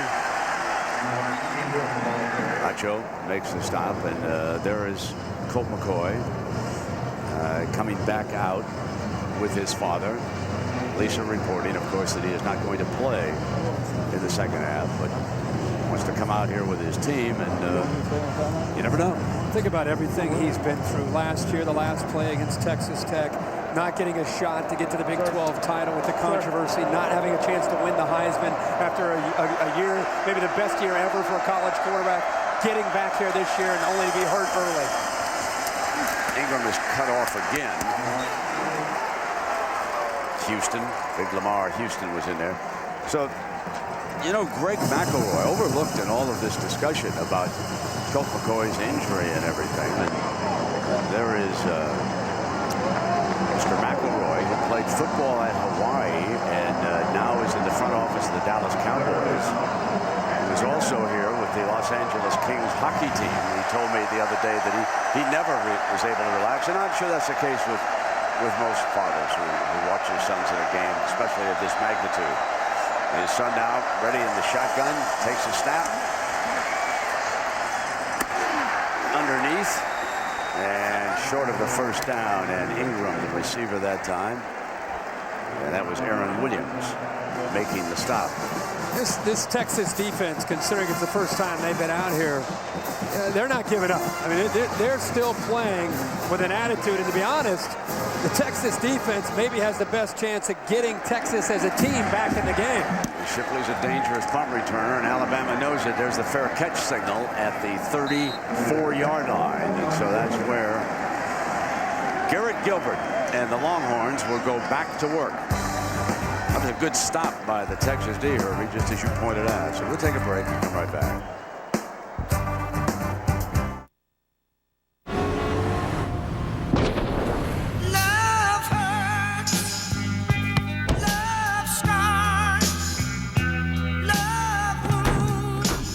Before you ever love it, the Nissan Altima goes through over 5,000 tests. No wonder it's ranked highest in initial quality by J.D. Power and Associates. It's quality you can love. Now lease a new Altima for $199 a month for 39 months or get $1,000 cash back.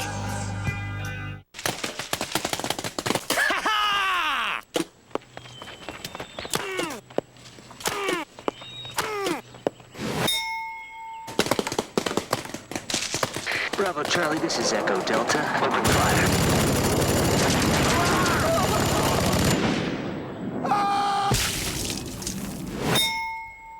Not too heavy, not too light. Bud Light. The difference is drinkability. Call off the tanks. We've secretly replaced this man's old car insurance with Esurance. Let's see what happens when he reads his statement. Oh, yeah! All right. Apparently, saving money agrees with him. The Switch and Save discount only from Esurance. People seem to like it. Call or click today. I've been working on this disease for 10 years. I think I can help your kids. What would it take to prove your theory?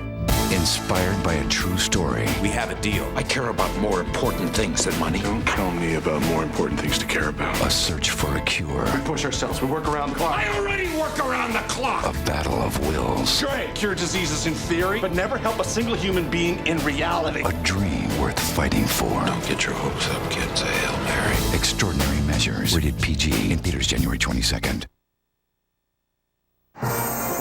ESPN's coverage of the City BCS National Championship game on ABC. Brought to you by City, proud to present college football's biggest game. Taco Bell, think outside the bun. Nissan Maxima, proud partner of the Heisman Trophy. And G2, half the calories, all the G. Well, Kirk, we were in commercial. You had such a good point about Colt McCoy there on the sideline, trying to urge his team on and talking to the young quarterback before he came out. Yeah, he was urging everybody on, and he really was trying to encourage Gilbert to try to give him some confidence. Some of the things we had talked about earlier. On first down, Gilbert. Brought down by Anders.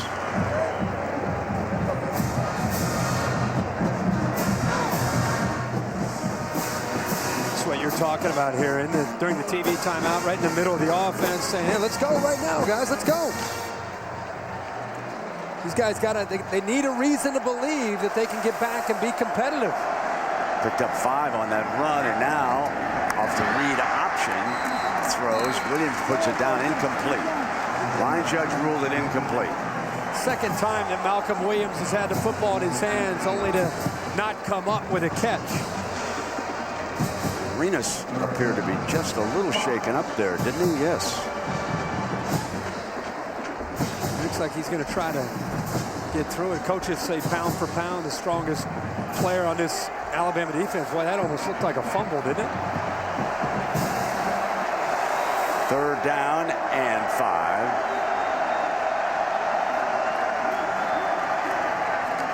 Fires runs right over the middle. Shipley for the first down to midfield. There he's in rhythm. There he gets back, and he makes a throw, and of course he gets a little bit of a rub there to open it up for Shipley underneath against man-to-man. But that time, Gilbert got back, took one hitch, and got rid of the football. That's what he's got to do.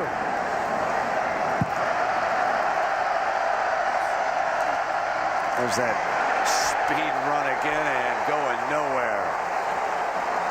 DJ Monroe is hit by Lorenzo Washington. Lorenzo Washington said, guys, eventually that's going to catch up to you. You can see from the DirecTV Ultimate Picture Cam, he just went right by the offensive line. Kyle Hicks, the right tackle, never had a chance because of the slant, the move to the inside by Lorenzo Washington, the senior. Yeah, Kyle Hicks couldn't deal with him on that play. And it is 2nd down and 15.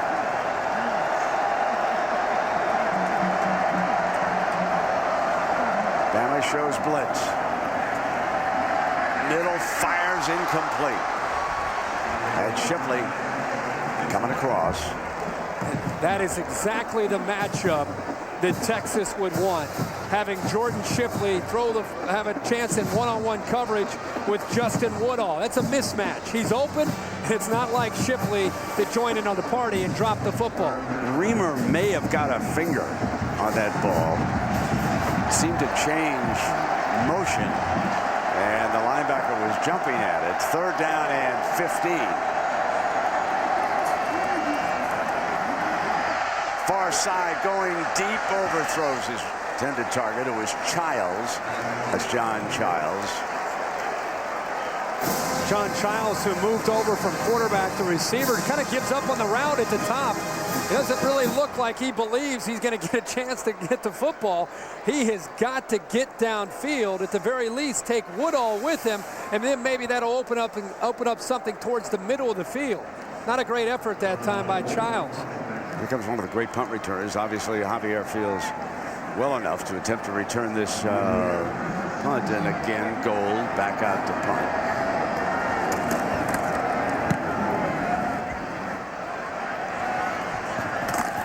Javier Fair catches it at the 18-yard line.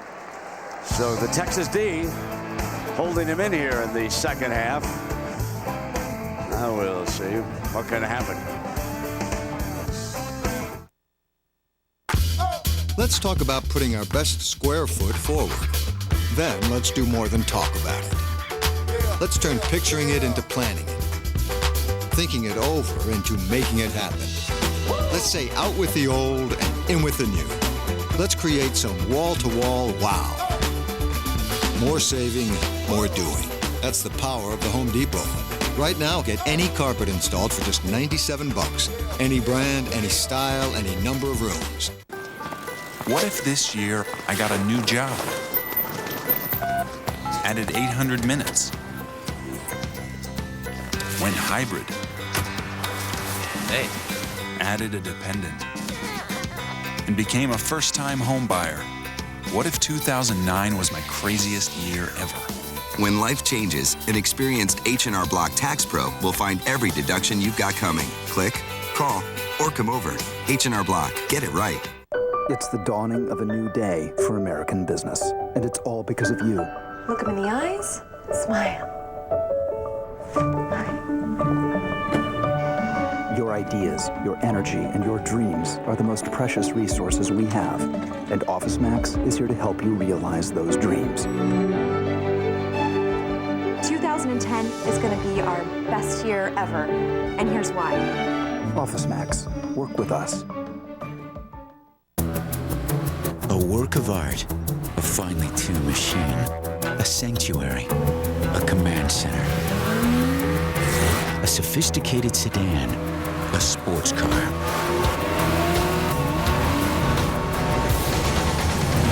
Nissan Maxima, the ultimate dual threat. Now get 2,000 cash back or 0% APR financing when you purchase a 2010 Maxima. Nissan, proud partner of the Heisman Trophy. We welcome you back to the City BCS National Championship game. Beautiful night in Southern California. Sellout crowd here. the Rose Bowl in Pasadena.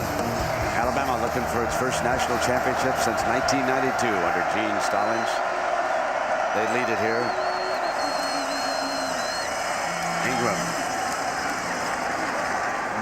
So we talk about young McElroy, and let's go back and review his history a little bit. Born right here in Los Angeles, became a huge Los Angeles Dodger fan. Then he moved to South Lake, Texas, about the 5th grade. He was a reserve quarterback behind Chase Daniel at Carroll High School. And then as a senior, lo and behold, they went unbeaten. He committed to Texas Tech, then made a visit to Alabama, fell in love with the school. His father's hero, of course, was Joe Namath. And they announced that the quarterback did that he'll come back and play his senior season. And got a little stoppage in play. There may be a cramp suffered by the Heisman Trophy winner. Ingram is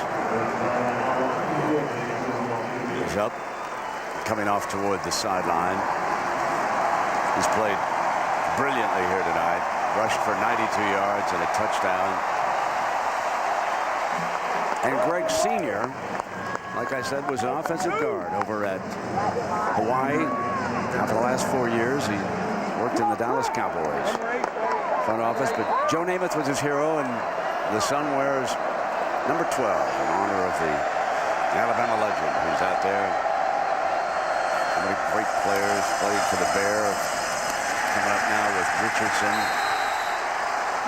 Fine tackle by Sergio Kindle. Another one of those fellas you're going to be seeing on Sunday, number 2, big timer. Now the game is dictating the play calling by Jim McElwain. He's kind of pulled it in a little bit since the Alabama team's been able to dominate on the other side of the football, but McElroy not asked to do a lot tonight. 3 of 5 for 39 yards. They've been winning this game with defense, and again, he's managing the game and just trying to avoid a mistake to get Texas back in this football game. The Colt McCoy injury turned everybody's game plan completely around. 3rd down and 12. Inside handoff. And ridden down is the young running back, hit by big Lamar Houston.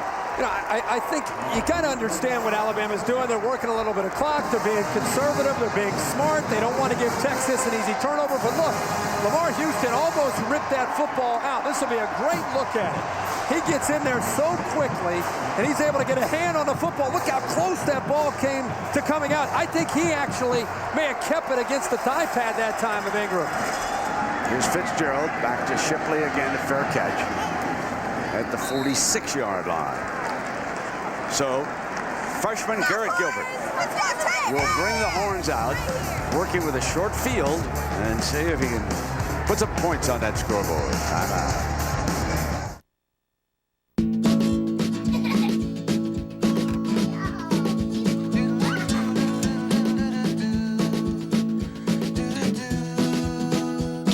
Savings with a Citibank CD. Go to citibank.com/CD.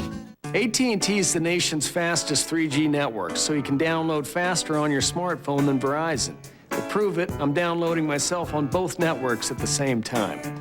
AT&T download's done. Verizon, sorry, your time's up. This AT&T download. Aye. When you compare, there's no comparison. AT&T. That's just not right. A better 3G experience.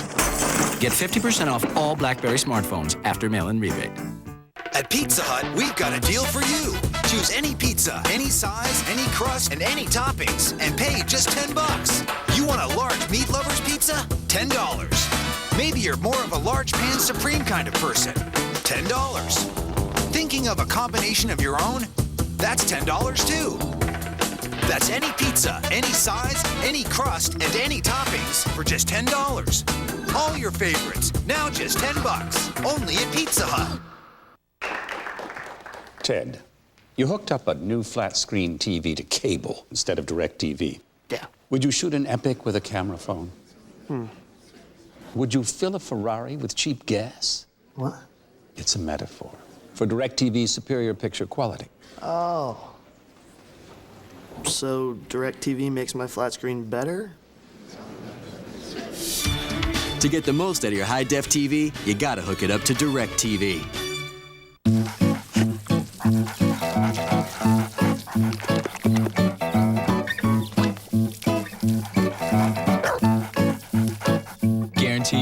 savings with a Citibank CD. Go to citibank.com/CD. Our view from the DirecTV Ultimate Picture Cam here tonight on this lovely Southern California evening. The Tide has been rolling ever since they trailed it by 6 points. And what is so very hard for Greg Davis right now with this offense, Herbie, is the fact that they never did establish a big-time running game this year. And now when you got a freshman quarterback and you have to dial up the same plays, it makes it even doubly difficult. They'll try to run again and nothing doing. As we go down below for more on Colt, here's Lisa.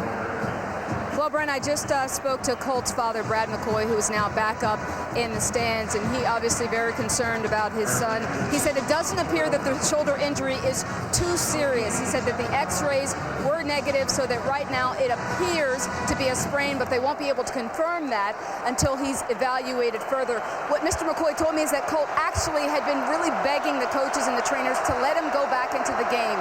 He said he just wanted to give it a shot, to give his team everything that he had, but ultimately everyone around McCoy, Mac Brown, the team doctor, his father, they all decided that it wasn't worth taking the risk, that he needs to be concerned and take care of his NFL future. Guys?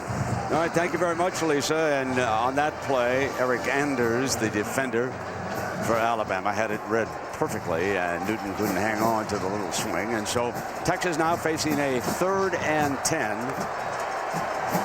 Gilbert has had 4 passes dropped here tonight, so certainly his receivers have not helped him a lick.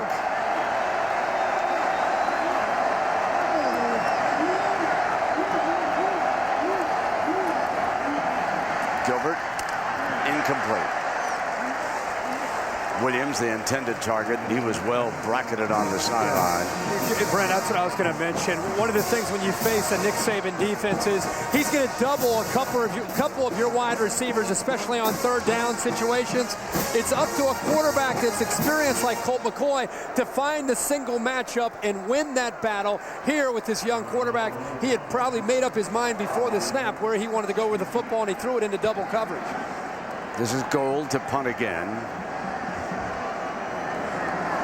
Arenas standing back on the 10-yard line.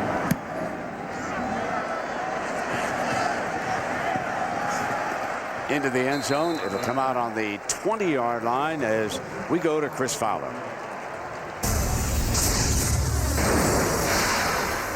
Brett, this year's AT&T All-America Player of the Year is Colt McCoy from Texas. On behalf of AT&T, we'd like to congratulate Colt and thank all the college football fans out there who voted. The AT&T All-America Player of the Year is determined by the fans. Brett, back to you. Chris, thank you very much. And clearly those Texas Longhorn fans, they got the right number. Yeah, no doubt about that. No question. Now, they've been running the football to the point where they're just settling for 3 runs and then a punt. I think they're going to change it up here a little bit on this series. And that is the 5th sack of the night of McElroy. Kendall rolls in. I think maybe me and Will Muschamp were thinking the same thing. He comes off play action, and there's Sergio Kendall again. This defense is playing well, and Kendall is having a great game. That time he read it perfectly, and with his acceleration and closing speed, McElroy just didn't have a chance at all. For Sergio, that's 2.5 sacks. And now you must always account for him. He moves around in that defensive front. Locating him, that's your quarterback's job. Now they go back to Richardson, the freshman. Gideon, interception back in the first quarter, makes the stop. Trent Richardson tonight about 65 yards, averaging about 6.5 yards per carry. Such a great compliment to Mark Ingram this entire year. Roy Upchurch, the senior, also gets a chance from time to time, but really as the season wore on, it was the freshman out of Pensacola, Florida, who really did a great job of complimenting Ingram, and again, he's doing it tonight, had the big touchdown run. Loosening up on the sideline. 3rd down for McElroy. Sergio was coming again.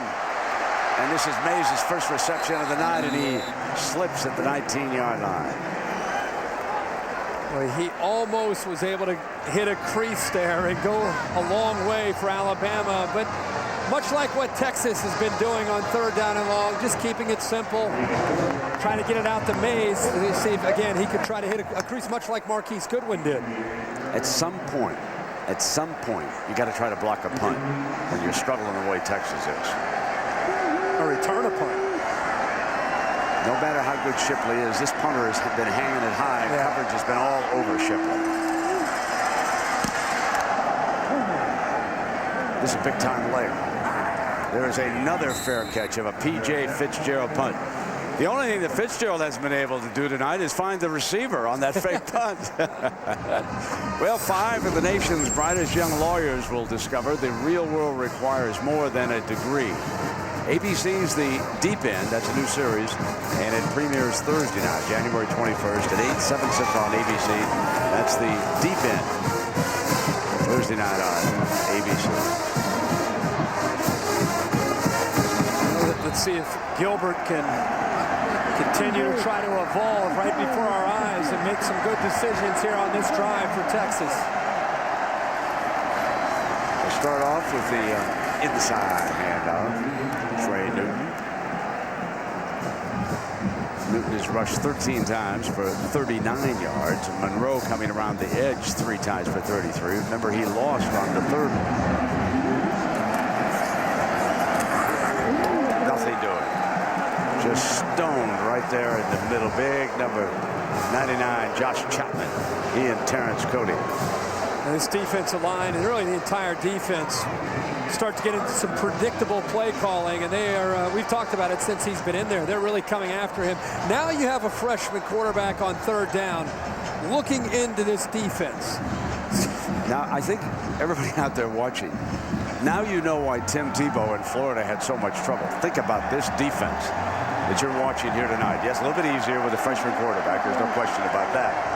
But consider, let's not take anything away from this Bama group. This is a sensational defense. There's Goodwin. He's got the speed. That's who they must use the rest of the way because of his breakout speed. Well, Marquise Goodwin and Shipley can get it going, and also DJ Monroe because they can do it so quickly. This is, again, you know what's coming on 3rd down if you're Alabama. It's just a matter of being able to stop it. And that time, Kareem Jackson comes in late and tries to dislodge the football that time from Goodwin, but they're able to pick up the 1st down.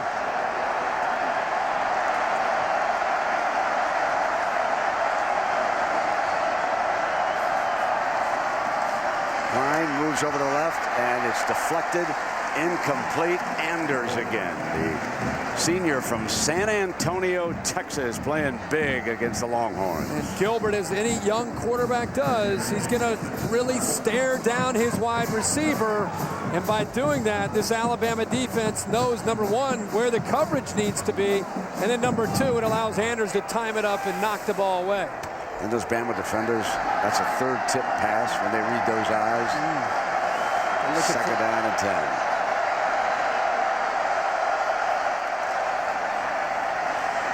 Gilbert going deep down the middle. Got a man, got Shipley.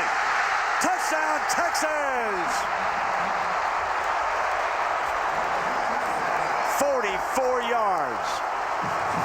Gilbert to Shipley, who shook arenas.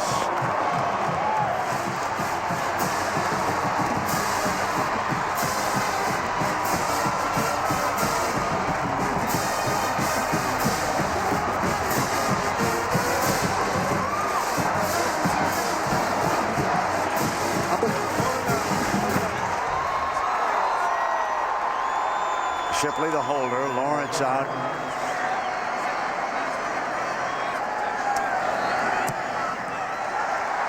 Knocks it in.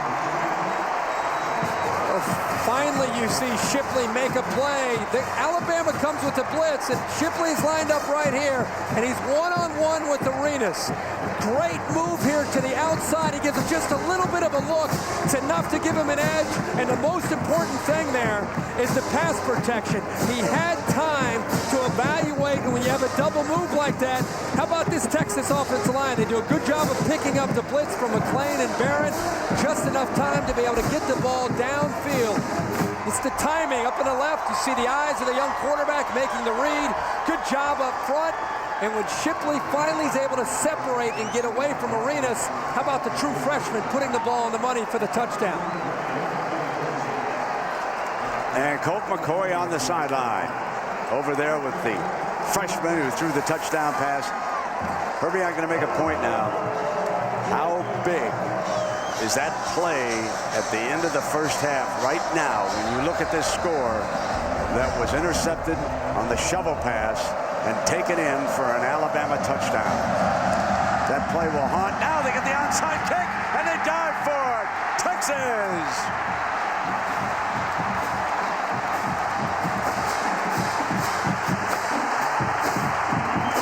No quitting the horns. No, let's give a lot of credit to the Texas defense. I said it in the first series to start this second half, that they did everything that they needed to do.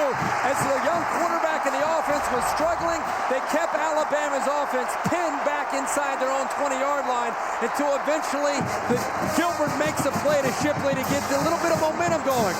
And then on special teams, they catch a break. And again, great field position for Gilbert. And now he's got a little bit of confidence. And more importantly, the players around him have confidence too. What a great kick. Ricochet off the Alabama player, Brad Smelly. And then recovered by the Horns. Now they line up quickly.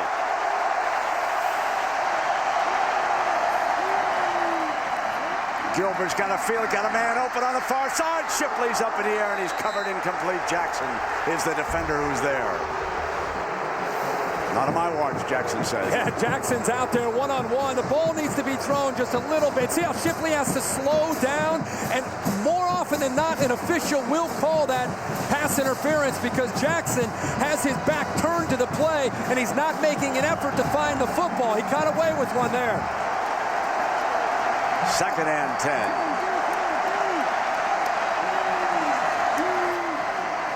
That screen to Shipley. And nothing doing on that play. And Alabama jumped all over number 8. And Mark Barron, their safety, led the way.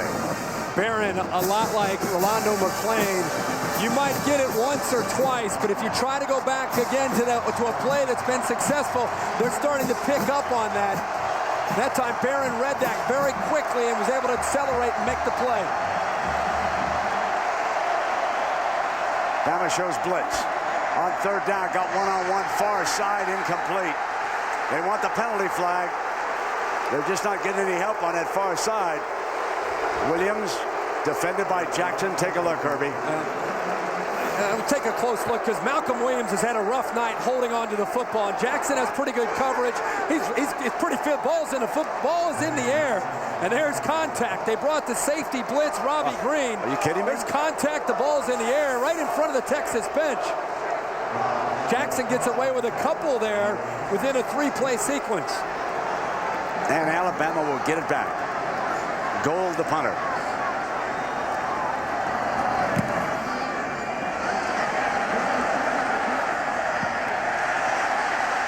It's going to be down at the 6-yard line.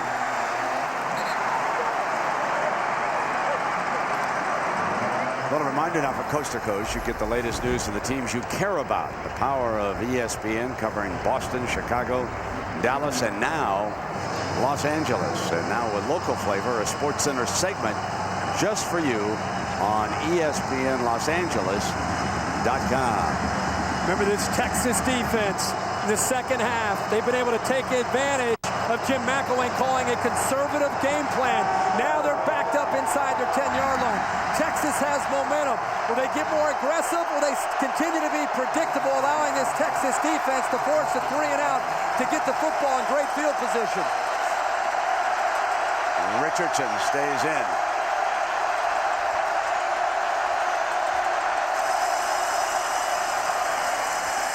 And they bounce the freshman straight ahead. Think about Alabama. Even though they're running the football and Texas knows it's coming, they ran the football in the first half almost at will on certain drives when Texas knew it was coming. So give credit to Will Muschamp and this Texas defense for coming out, being down 24-6, and not giving up and still playing with a lot of heart. Alabama had 3 possessions in the third quarter. All of them 3 and out. And now we will come to the money quarter with Bama leading 24-13. And this presentation of the City BCS National Championship returns after this message and word from our ABC station.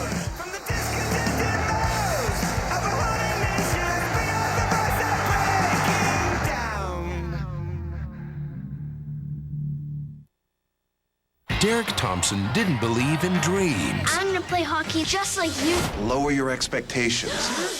And he didn't believe in fairy tales. The tooth fairy's gonna visit me tonight. There's no such thing as a... Derek. Until he became one. You are ordered to serve as a tooth fairy. Oh, please! On January 22nd. Get him into flying school. The tooth... You might be the worst tooth fairy ever. ...is loose. Who are you? I'm the tooth fairy. Whatever. What? What? Oh, yeah. Tooth Fairy. Rated PG.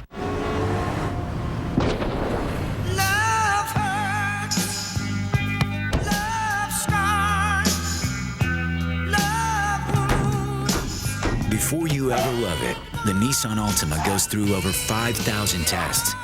No wonder it's ranked highest in initial quality by J.D. Power and Associates. It's quality you can love. Now lease a new Altima for $199 a month for 39 months or get $1,000 cash back. I'm Dr. Love. This is Dr. Pepper Cherry. It has a kiss of cherry flavor.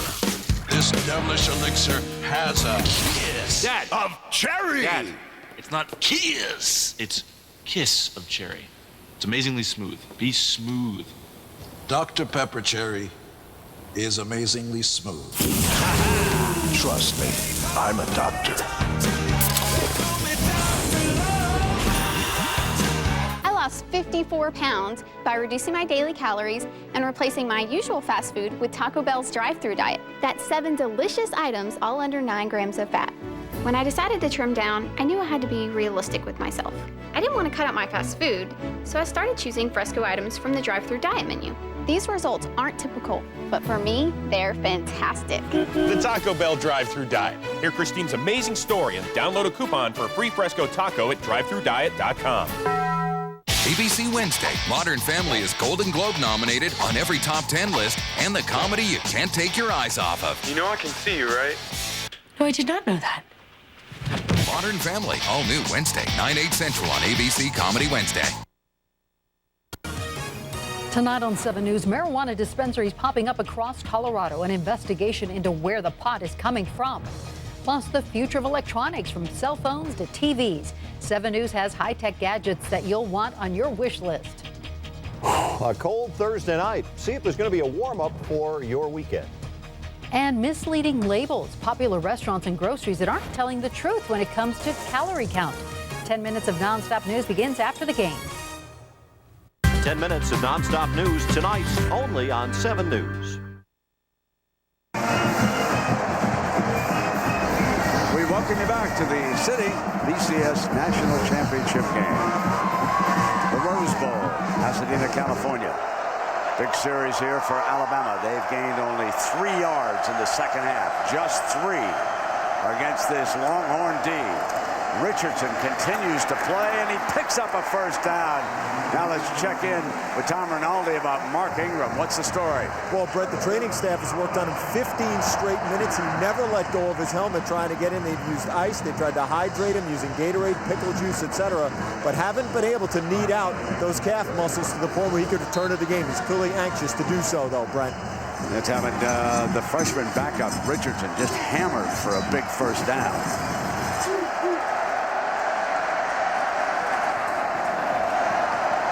He is directly behind Greg McElroy.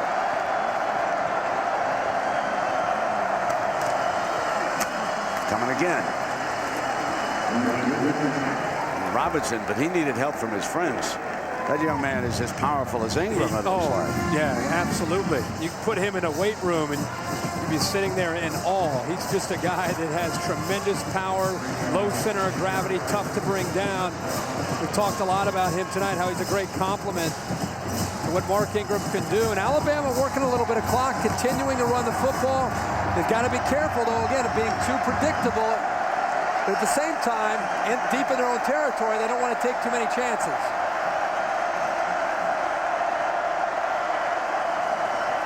Second and 7, McElroy's going to throw out, incomplete, and it'll be third down. Upchurch had slipped out of the backfield. Anytime Roy Upchurch gets into the football game and lines up at fullback, you should know as a defense that number 5 is, chances are he's going to go out to the flat or he's going to be out in the open somewhere trying to catch the football. Great hands. In fact, he had the big touchdown catch late in the game against Auburn to secure that victory in the Iron Bowl. So great talent. They like to use him. You know, he's listed as a tailback up at fullback to try to surprise defenses. Alabama is 0 for 8 on third down. Here comes number 9.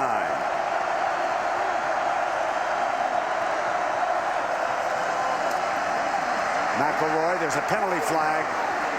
Throws over the middle. Picks up the first down. Richardson, but there is a penalty flag thrown by the side judge. I think it's offsides defense. They decline this penalty. Offside, defense number 2. Penalties decline, resulting in play as a first down.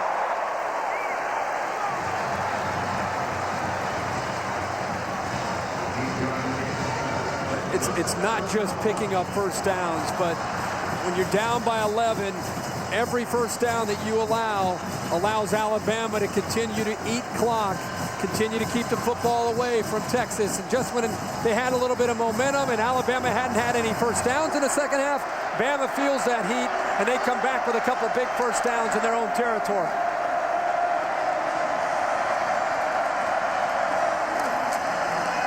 Play fake on first down. McElroy going to go deep for Mays. Mays, penalty flag. The field judge called the flag. One of those underthrown balls, I believe, in which the defense gets victimized.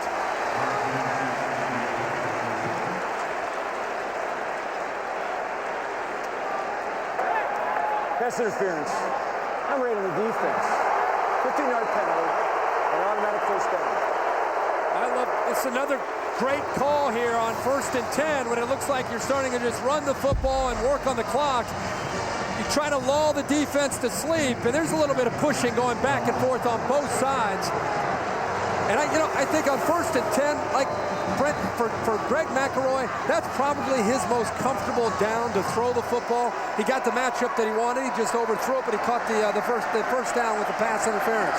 McElroy ready again. Here's Richardson. And another penalty flag flies after the tackle by Houston.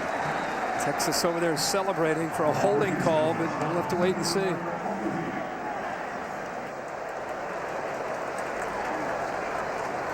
Maybe it's...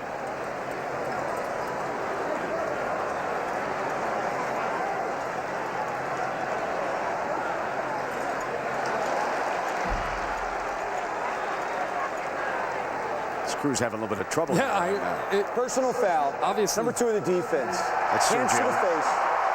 15-yard penalty. Automatic first down. I think he struggled here to try to get off of the block of James Carpenter. Gets his hand up in the face right there. I think it's that one late where he grabbed the hold of the face mask. I think Texas felt they had a holding call on Sergio, but instead it goes the other way.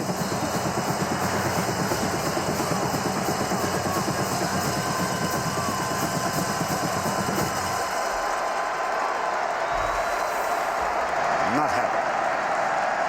First down across the 40-yard line.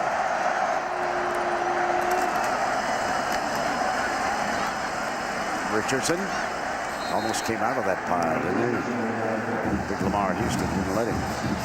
Second down. Texas must stop them here early in the fourth quarter.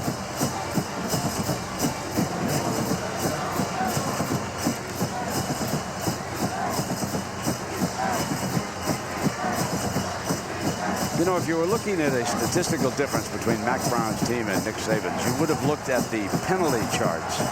And here tonight, that is showing up again.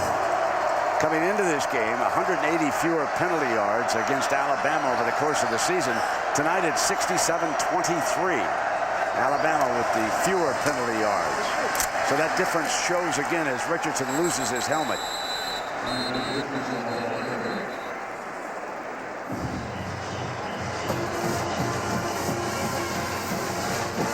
Texas defense here on second down, locked in on Richardson. Gideon this time in earnest, the backup to McElroy, who's been in there most of the second half. Able to get pretty physical, get him back into Alabama, back into this third down. So here it is, 3rd down and 5. Brent, as you mentioned, Bama's converted only 1 third down tonight.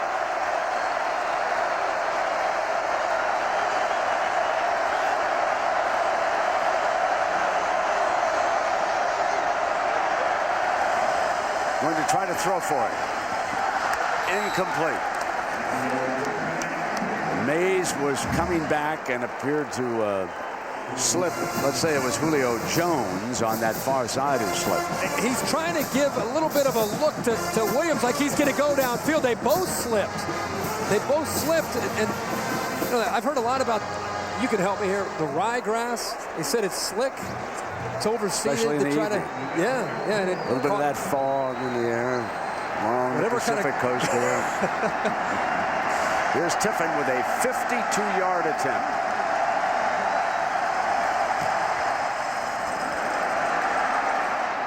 Missed it. Texas stays alive. Hanging around. Barely.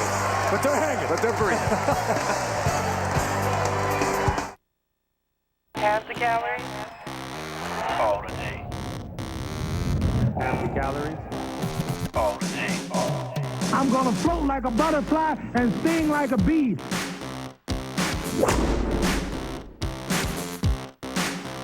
I'm gonna float like a butterfly and sting like a bee.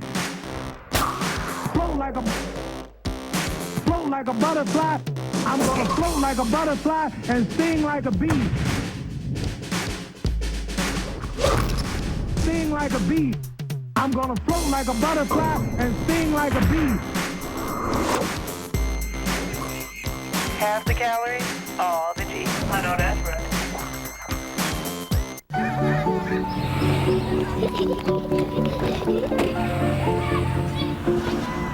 You have multiple cars and multiple toys with multiple places to go. So be smart, simplify, combine, and save. Get all your insurance from one Allstate agent, and you can get multiple discounts on your multiple policies.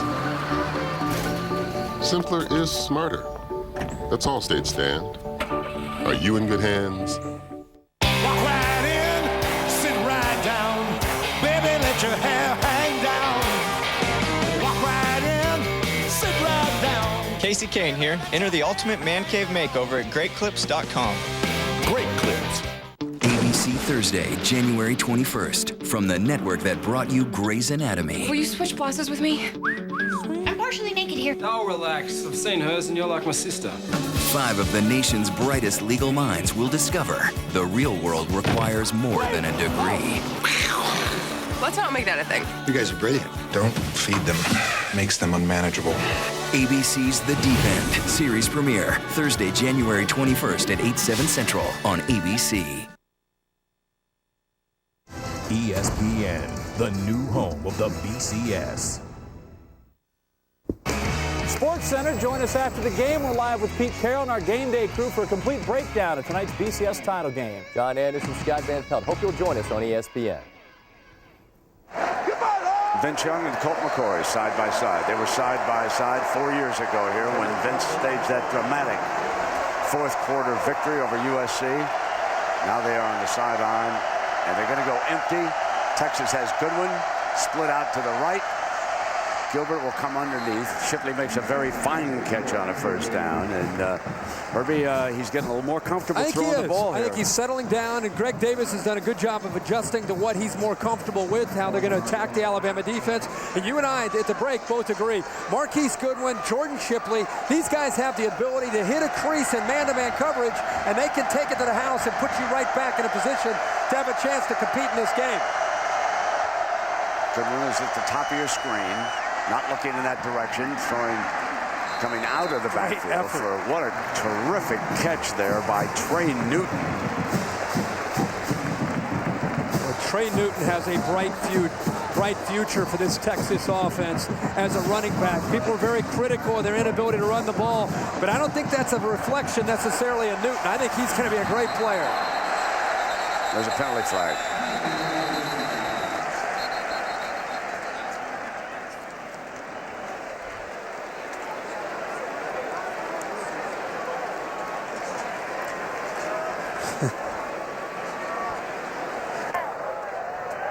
There's no penalty on the play. Prior to the snap, the previous play is under review. Well, it gives us a chance to appreciate the effort by Newton. We're going to go back and look at this.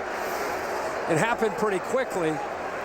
Goes down and gets his fingertips on the football. And I think they want to just see, as he landed on his hip, did the ball touch the surface, or was he able to protect the football?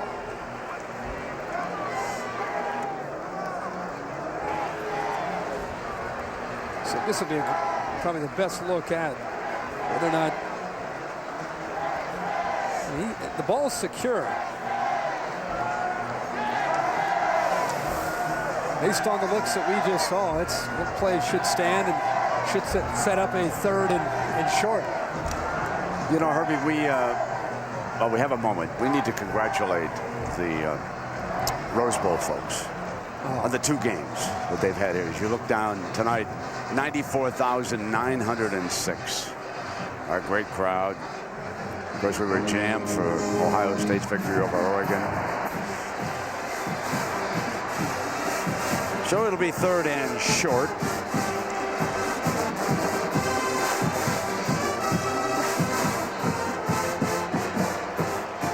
You got to believe the quarterback sneak is coming, and big Terrence Cody will be in the middle of this. This is not Terrence Cody's kind of game, defending a spread offense, but anytime they go quarterback sneak or short yardage, the big fella can get involved in a game plan. Avoid the mountain. Try to find a pass. Third down and 1.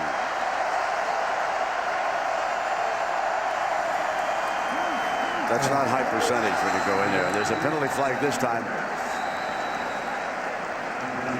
We got Alabama this time. Offside? Trying to jump the gun a little bit. Wonder why all the white jerseys went backwards. Offside. Nose guard. Defense. 5-yard penalty. Results in a first down. Can't miss him. Look at it. Actually, you know, it almost looks like McClain was stuck over the...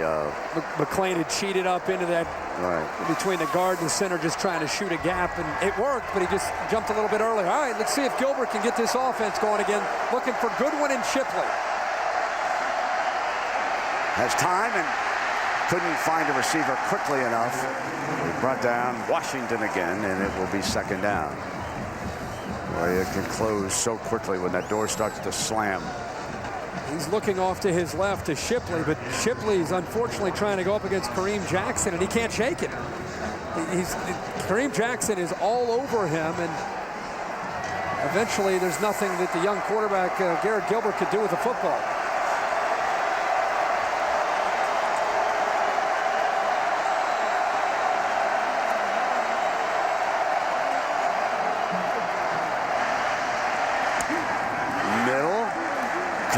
To the 46-yard line, and that time he did find Shipley, who was double covered, threw it well.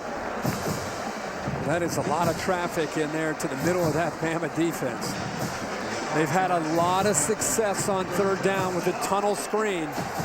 The last time they tried to run it, Mark Barron did an excellent job of reading the play and jumping it and taking it away. But they have hit a couple big ones to Marquise Goodwin. Maybe a good time to fake it to Goodwin and maybe try to go to the tunnel screen on the other side.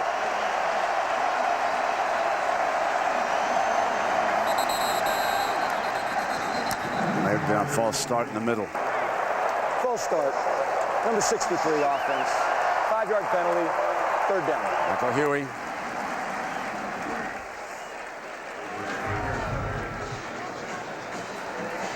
They're either going to roll the quarterback out away from the pressure, kind of moving the launching point from Mack Brown, or just get the ball out of his hands quickly with some type of screen. You don't want him sitting back there in that pocket with this Alabama defense on a 3rd down.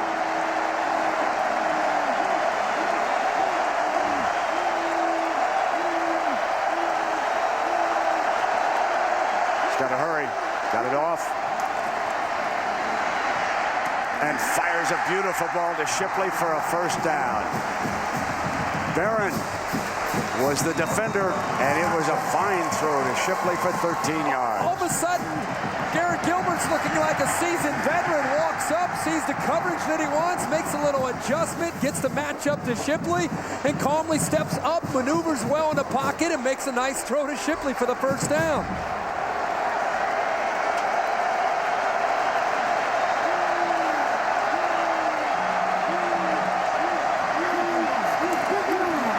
Pressure, quickly reads it, incomplete.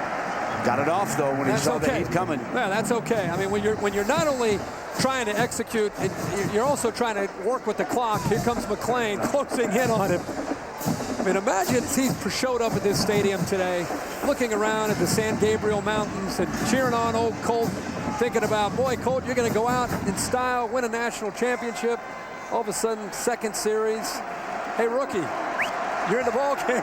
Let's go. And now he's out there looking into the eyes of Orlando McClain.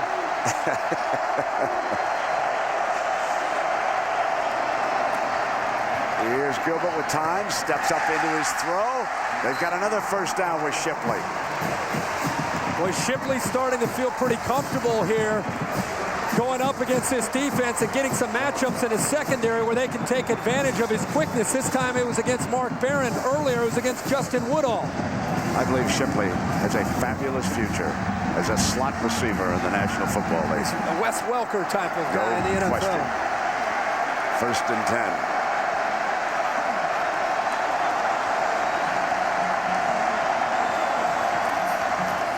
Quick strike to the outside, and Buckner's upended.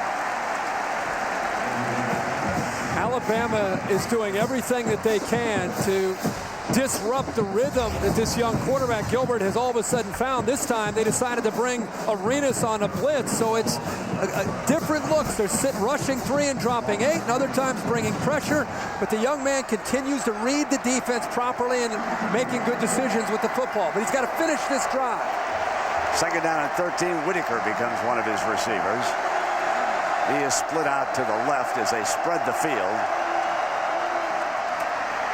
Gilbert got a man open. Touchdown, Texas. Shipley's 2nd of the night. A freshman growing up before your eyes. 28 more yards.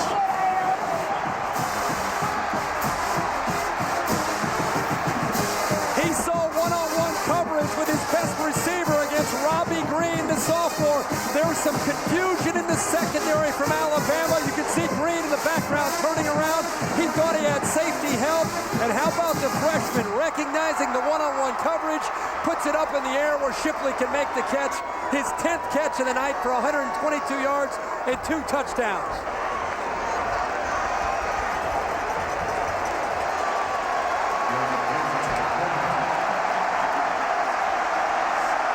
Going for 2.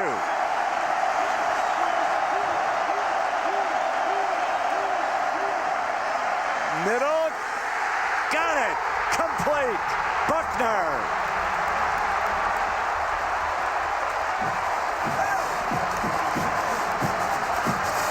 A comeback for the ages, perhaps. But now it is up to the champions of the SEC. And they will gather around an unbeaten quarterback following this 2-point conversion. Greg McElroy has not lost a football game as a starting quarterback since the 8th grade. He's under the gun next.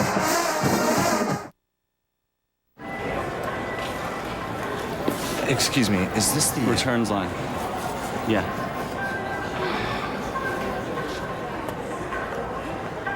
Didn't get the 3G coverage you wanted this season? There's a map for that. To get almost 5 times more 3G coverage than AT&T, hurry into the Verizon Wireless Go Red Save Green event, where you can get 50% off select 3G phones like the Moto Rival, LG 8360, or the Samsung Omnia for just $24.99. Verizon Wireless. So I asked my dad where he wanted to go for his 60th birthday. Norway, he said, the land of our ancestors. We drank a pint at Ibsen's favorite pub. We sampled the local fare. We got new sweaters. I feel like yodeling. It was the trip of a lifetime, Dad said, until we went to the Hall of Records and discovered we were actually Swedish. 2 tickets to Stockholm, please? Whatever your story is, your Citi card can help you write it, because Citi never sleeps.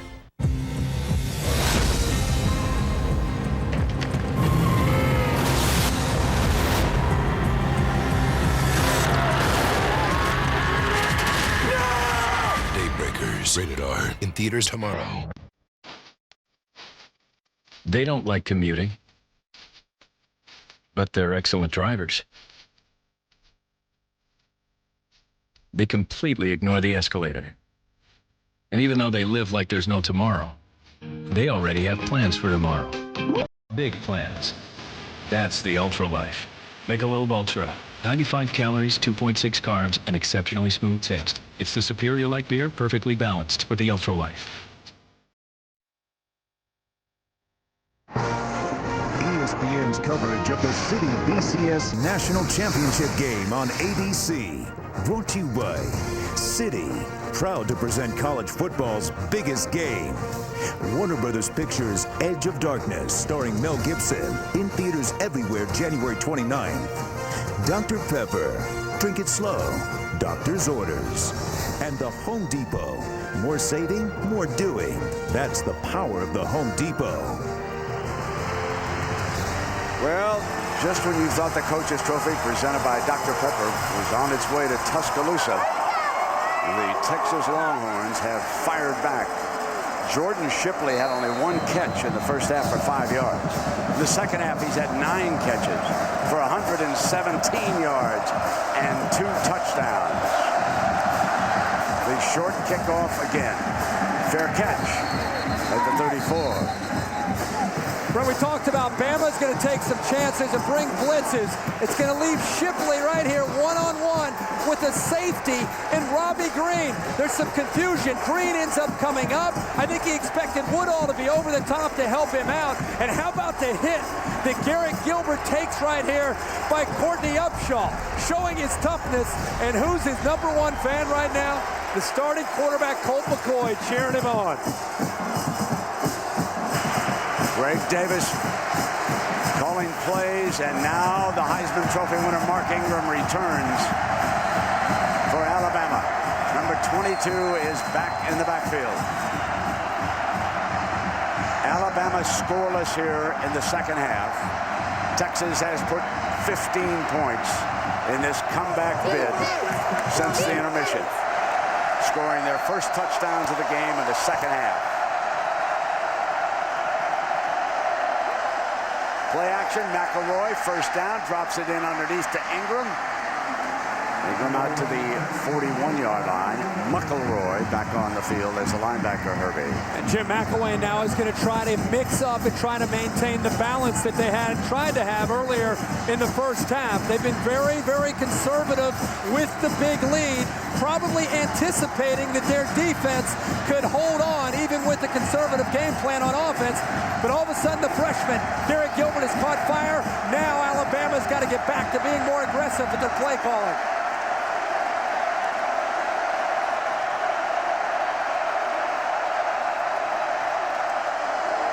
Ingram bounces outside. You can't bring him around down on the ground alone. You need help. The junior college transfer James Carpenter, who has had a great night tonight, sealing the edge, comes up with another great block.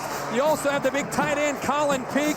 And again, when you allow Mark Ingram to build up some momentum and get to that second level of the defense, very, very difficult to slow him down. He's pounded for 111 yards here tonight and 1 touchdown. And just like against Auburn and Florida, the Tide begins to mount a big-time drive. But can they finish it? Ingram again. Got about a yard. Sam Macho. Should mention McElroy back on the field playing. Dustin Earnest had played for him most of his second half, and McElroy, an important leader to have out on this field.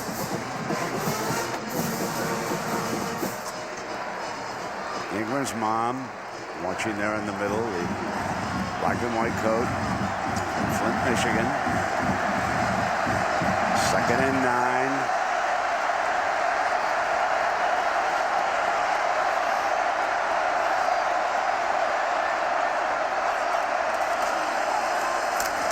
Ingram again, cut off, trying to run to the left that time. And McElroy again. McElroy, now that he's back out there all over the field, and this is a huge second down, Brent, because what Texas wanted to try to do here is get to Ingram and get Greg McElroy into a 3rd and long, where they've got an advantage with Alabama only converting 1 of 10 third down attempts.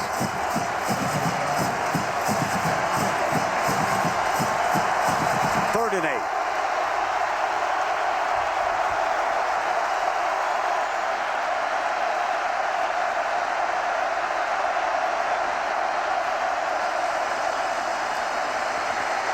Too much time. Incomplete.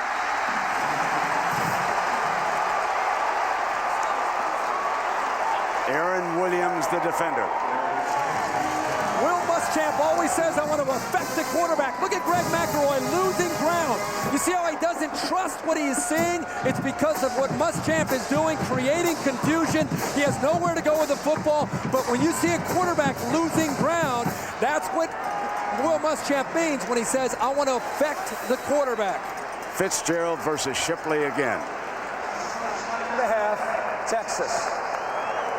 So the Longhorns use a timeout here. We'll take a break. 3:21 left, and you're watching the City BCS National Championship on ABC.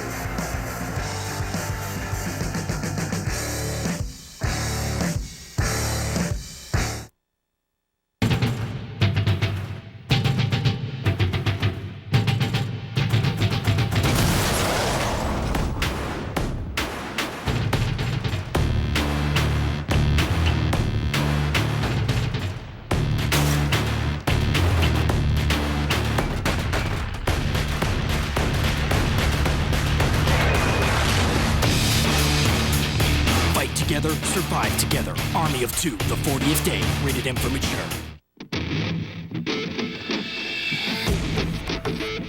Introducing the 2010 Motor Trend Truck of the Year, the all-new Ram Heavy Duty. With a legendary 6.7-liter Cummins turbo diesel, an all-new refined interior. It gives brains more to think with. It gives muscles more to work with. It gives trophy shelves more to deal with. Introducing the 2010 Motor Trend Truck of the Year, Ram. Let's talk about putting our best square foot forward. Then let's do more than talk about it. Let's turn picturing it into planning it. Thinking it over into making it happen. Let's say out with the old and in with the new. Let's create some wall-to-wall wow. More saving, more doing. That's the power of the Home Depot. Right now, get any carpet installed for just $97. Any brand, any style, any number of rooms. Hi, is Denise working? Yeah, she's in the back. Can I take your order? I'm just a little bit more comfortable ordering with Denise. Hey, hi. You remember me? I came by yesterday and gave me that 5-layer burrito. That new one for... 89 cents. Is that cool? Is that still cool? It's an inside deal for everyone. Layers of seasoned beef, cheddar cheese, and a hidden layer of nacho cheese sauce. It's Taco Bell's new beefy 5-layer burrito for just 89 cents. Why pay more? We welcome you back to the City BCS National Championship. With Kirk Herbstreit, I'm Brett Musburger. Texas rallying in the second half, trails it by 3. 45 points on our board tonight. And Shipley, who has scored their 2 touchdowns, goes back deep. A high, beautiful punt. Shipley will have to go for the fair catch at the 7-yard line. Here's young Garrett Gilbert. Yeah, when Garrett Gilbert came into this game, as you would expect, he's forced in because of the injury. The game was moving fast. They were pressuring him, not seeing open receivers. All of a sudden, he started to settle down. The defense gave him a reason to believe with good field position. Offensive line giving him time to throw. And I think this throw to Shipley really ignited his confidence and started to make him believe that he had the goods and he had what it takes to be able to lead this offense. But now he finds himself deep in his own territory to try to make some adjustments. What a change of events. 4 of 22. Look at his last 14 throws, hitting 10 passes. Travis High in Austin, Texas, led them to 2 state championships. From his own end zone. Middle, incomplete, and there's a penalty flag. Mark Barron working in the secondary. Mark Barron holding on to Kirkendall. Looks like defensive holding to me. Holding. Number 4 defense against an eligible receiver. 10-yard penalty and an automatic first down. We should note that with a young quarterback back there, how about this Texas offensive line? There it is. I mean, Barron clearly holding on to Kirkendall. This Texas offensive line, the same line that gave up 9 sacks against Sioux in Nebraska, they haven't given up a sack tonight. Down toward 3 minutes.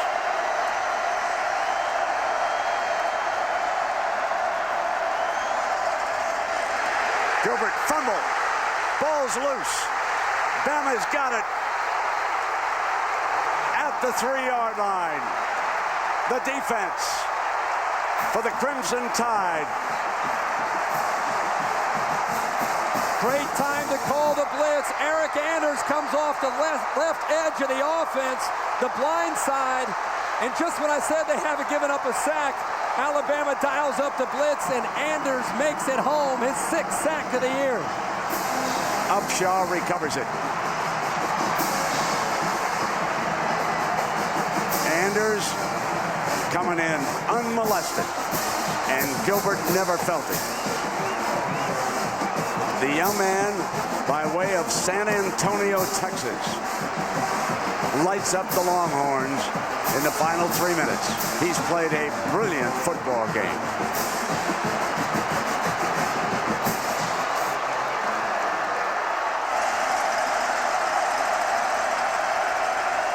Mount Cody, the lead fullback. Here's Ingram to the 2, and it will be 2nd down and goal.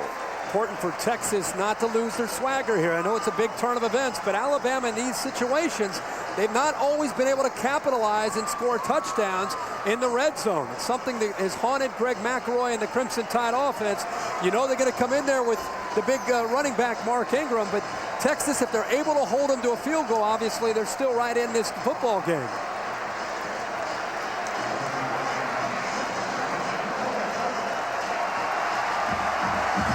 Cody, the lead fullback. He'll set down in front of Ingram.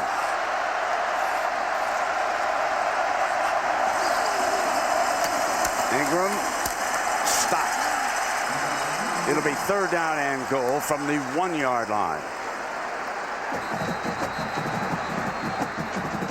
Looks like Texas is going to try to use one of their timeouts, and you go back to that substitution mistake that they had when they didn't have enough men on the field. They had to burn a timeout. We'll take a break and come back for the final 2:06. So I asked my dad where he wanted to go for his 60th birthday.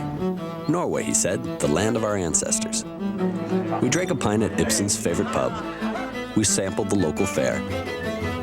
We got new sweaters. I feel like yodeling. It was the trip of a lifetime, Dad said, until we went to the Hall of Records and discovered we were actually Swedish. 2 tickets to Stockholm, please? Whatever your story is, your Citi card can help you write it. Because Citi never sleeps. Bet you're one of those multitaskers who wishes you could talk on the phone and surf the web at the same time. AT&T's 3G network lets you do that. Verizon's doesn't. Actually, you can talk on the phone and surf the web with Verizon, but you just need 2 phones to do it. Yeah, I can. Sorry. Can I give you a hand? Thank you. Hello? Yeah. I'm still waiting for it to download. When you compare, there's no comparison. Yeah, I'm gonna type it in again. AT&T, a better 3G experience. Get 50% off all BlackBerry smartphones after mail-in rebate. Did you shoot my daughter? Welcome to hell. This is someone armed and dangerous. What do you think I am? You are out of your depth and far from your jurisdiction. My daughter was Emma Craven. I'm not gonna arrest anyone.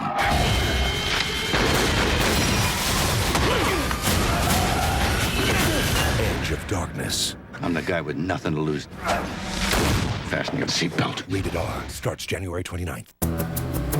A work of art, a finely tuned machine, a sanctuary, a command center, a sophisticated sedan, a sports car.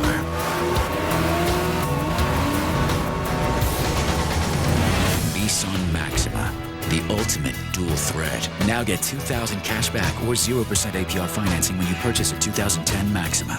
Nissan, proud partner of the Heisman Trophy. This is our chance to change things. This is our destiny. And if you're wrong, then everyone on the island dies. The answers are coming. ABC's Lost, the final season, premieres Tuesday, February 2nd on ABC. Well, the DirecTV drive to the national championship bus has completed its season-long journey, and now the Crimson Tide of Alabama trying to complete their season-long journey. Undefeated and within 1 yard of putting Texas away with a 3rd and goal and 2 minutes remaining.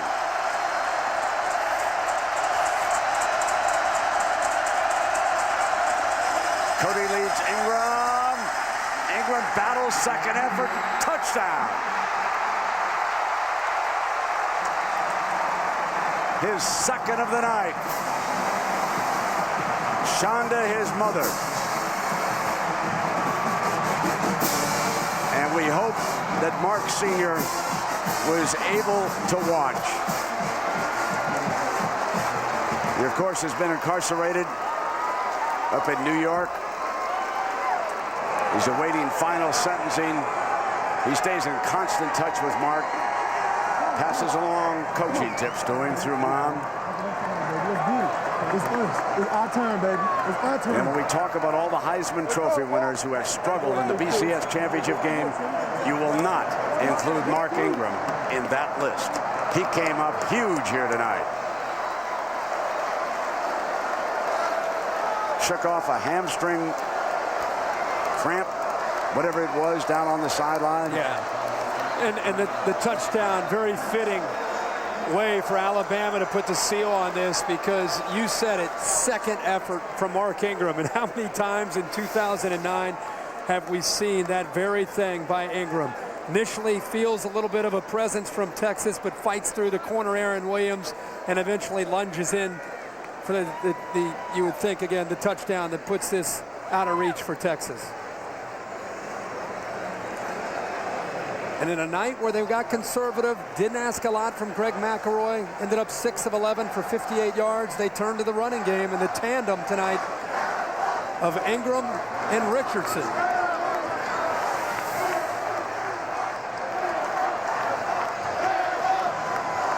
Senior Lee Tiffin,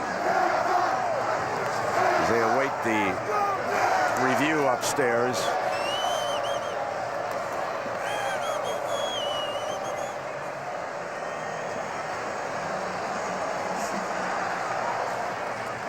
Didn't seem to be much doubt. Did you think, Herbie? No, I think probably just to be safe. After further video review, the ball breaks the goal line plane prior to either knee hitting the ground. It is a touchdown.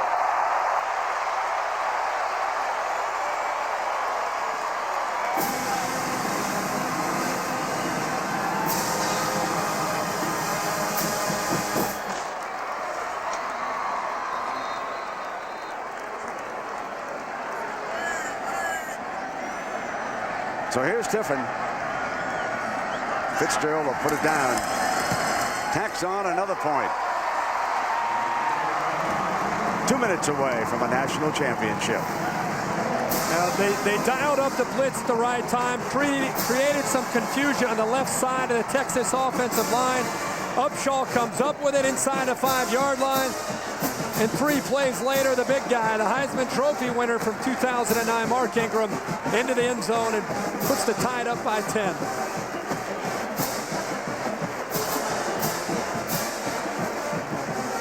And over on the side, I'm enjoying that.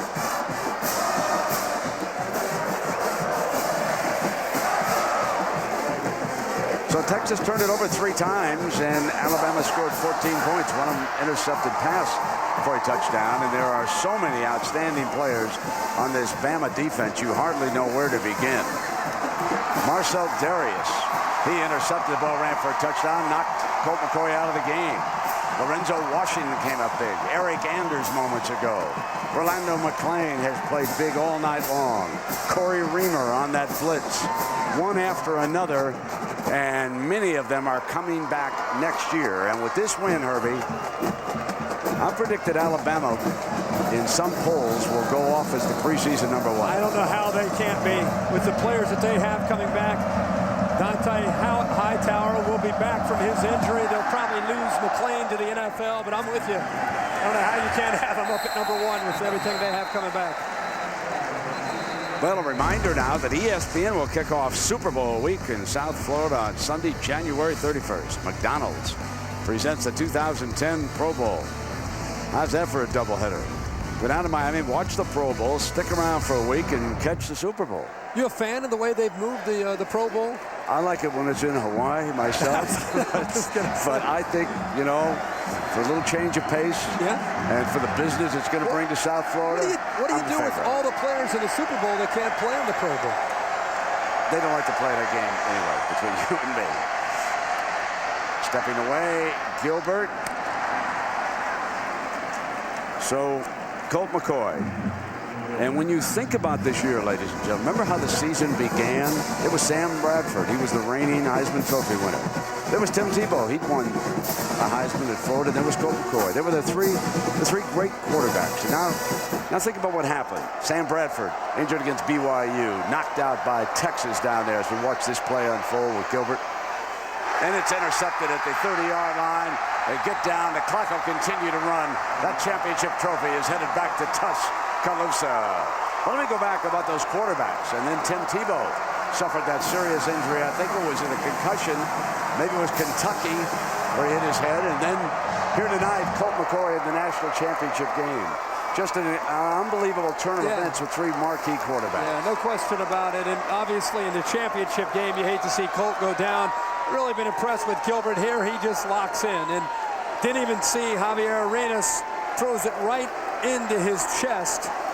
And again, that's just part of being a young quarterback. And as soon as he threw it, he knew that he had made the mistake. But Arenas has had a brilliant career in his years in Tuscaloosa. And it's fitting for him as much as it is for Ingram for him to come up with a big turnover and get the interception.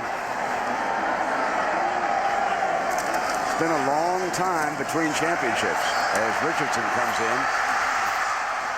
There's a penalty flag thrown downfield.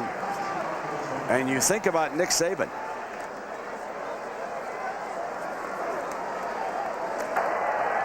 You think about Nick Saban. Base mask. Number 38 of the defense. Penalty be half the distance to the goal line from the end of the run. Automatic first down. Only his 3rd year, the controversy that was stirred up, speaking of South Florida, when he left the Dolphins. And now Nick Saban, he'll win his 2nd national championship. Remember, he led LSU to a title in New Orleans over Oklahoma. And now here tonight on the strength of a very well-coached, well-recruited defense. The Crimson Tide will be rolling back to Tuscaloosa with their first national championship since '92.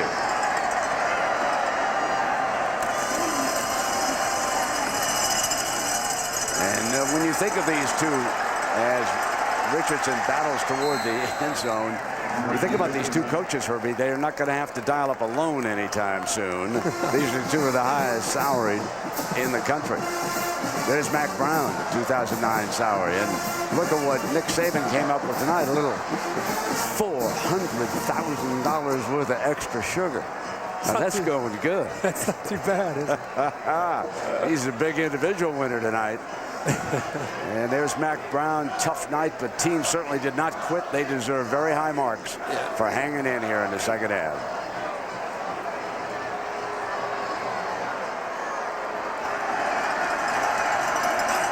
McElroy comes back to Los Angeles.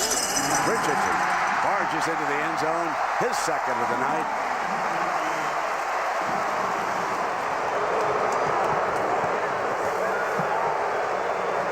They got him with emphasis. That was actually, that might have been those rules. That was with emphasis. Was there contact there? I mean, that wasn't just Gatorade. That was some plastic. We're coming after this is getting a little physical here, boys. We've had enough of his rules. Bang! How'd that left ear feel? We rule right now. That's taking Gatorade shower to a different level there. He turned right into that baby. That's one of the all-time best. That's for faking the punt early, Coach. Oh, he wouldn't be happy until the game's over. Look at him. He's going to eventually smile. He'll get it going. He'll get it going. When it's all said and done. Oh, Tibbs hit the upright. No good. That's no way to end a record-breaking career. Slam one off the upright. I just want to echo what you said about Nick Saban. It is just his third year, what he was able to do this year. Last year, undefeated in the regular season. Got close to the championship game, lost to Florida, ended up losing their bowl game. I really think they used those last two games as motivation to get them ready for this year. And in just his third year, this program with Nick Saban at the helm will get stronger and stronger and stronger. And then on the other side, we have to say about Mac Brown, you lose Colt McCoy in the second series of the game, and you fight back to get it to 24-21. A lot of those players in the burnt orange uniforms, when they go into that locker room, they're frustrated, discouraged, but they didn't give up, and that's what you really got to appreciate about that. Well, a reminder now to stay tuned for your late local news, Nightline, and Jimmy Kimmel Live over most of these ABC stations. And, of course, over on ESPN, we want to turn to SportsCenter for all the post-game analysis. I'm sure they'll be hearing from Colt McCoy, hearing from Coach Saban. And how about Greg McElroy? Did not have, by any means, a spectacular game here tonight. Threw the ball only 11 times. But the last time he lost a football game as a starting quarterback was in the 8th grade. Unbeaten at South Lake outside of Dallas. Unbeaten now with the Crimson Tide. And he has just quarterbacked a national championship game. He's a Rhodes Scholar, and he'll be back next year. And Mark Ingram, he snapped that jinx. A Heisman Trophy winner who came up huge here tonight. There is the list of those who have won the Heisman and the national championship. And it's a short list. A lot more have failed lately. Since 1950. That's something? Incredible. So that screen, there's Goodwin picking his way and out of bounds as the final 30 minutes come up. And we talked about, I'm sorry, we talked about Alabama next year being a team. How about with Gilbert, the way he grew up, the Texas Longhorns, they're probably not going to miss a beat. All of a sudden, the experience he gained tonight will be invaluable in 2010 as he gets ready to take over for Colt McCoy permanently. Absolutely.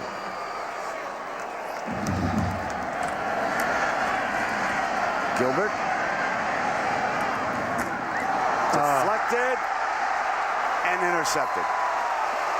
Picked off on the deflection by Alabama's Tyrone King, a senior who's out just bringing the clock down from Birmingham, Alabama.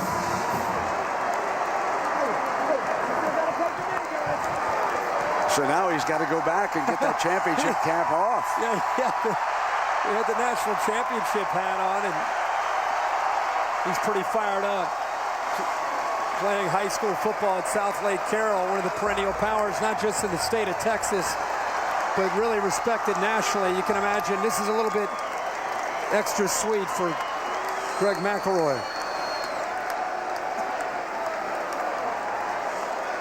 Now Nick will allow himself to say, nice job. Still not smiling.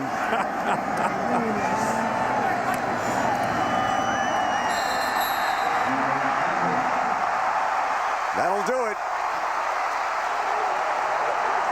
Crimson Tide wins the national championship. The Bear would be proud. Tell him I said so.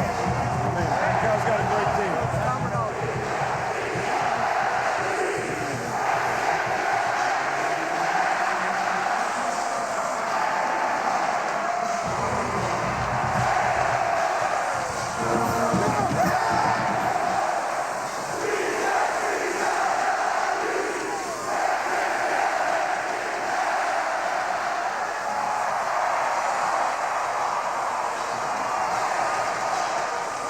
Let's go to Tom Rinaldi with Coach Saban. Coach, you knew it wasn't going to be easy when Texas closed to within 3 late in the fourth quarter. What was your message to your defense? Well, our message at halftime was we got to play for 60 minutes. You know, championship teams and teams that get to this point are going to be able to come back, and they certainly did, and that speaks well for the character of their team and their coaching staff. And, you know, they did a great job of coming back. I was proud of the way our guys bounced back, though, in the fourth quarter. The first coach to win 2 BCS national championships with 2 different schools. Allow yourself this. What does it mean to you? Well, really what it means to me is I'm so happy for our entire team. You know, our fans who have been great ever since we've been in Alabama, the players, the great job that they've done in buying in to do what we need to do, our coaching staff and everybody in the organization, our administration, Mal Moore, Dr. Witt, everybody has, you know, made a great team, and that's why this team is good. It's not just because of me. I'm proud of the team, and I'm proud of the way they played today, and I'm really proud of the state of Alabama and our folks that this means a lot to. You think the Tide would be back this fast?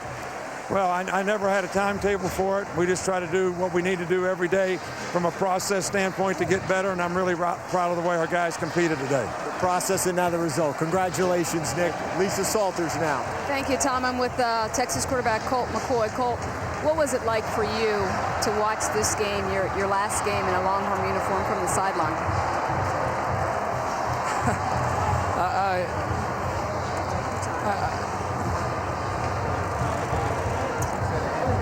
I love this game. I have a passion for this game. I've done everything I can to contribute to my team, and we made it this far. And it's unfortunate I didn't get to play. I would have given.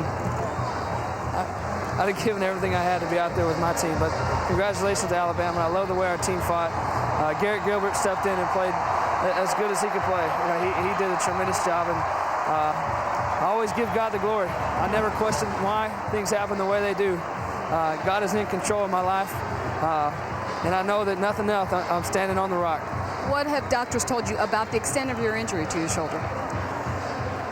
You know, I really have no pain in my arm. I just can't feel my arm.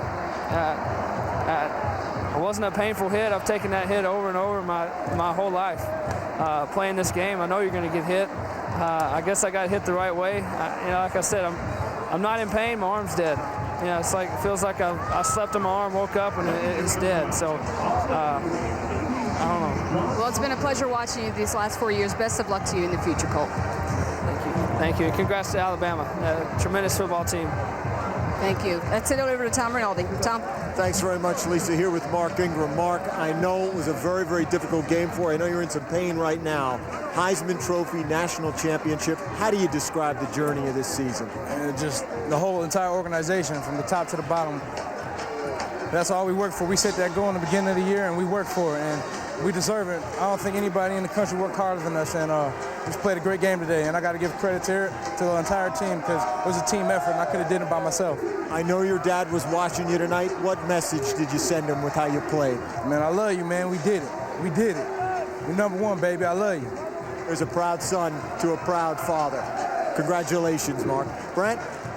Tom and Lisa, thank you very much. And I think that a whole lot of folks, Herbie, have seen just the kind of impressive young men that we deal with around the landscape of college football. The Alabama team coming away with another national championship, and What are your thoughts that you're taking away from this?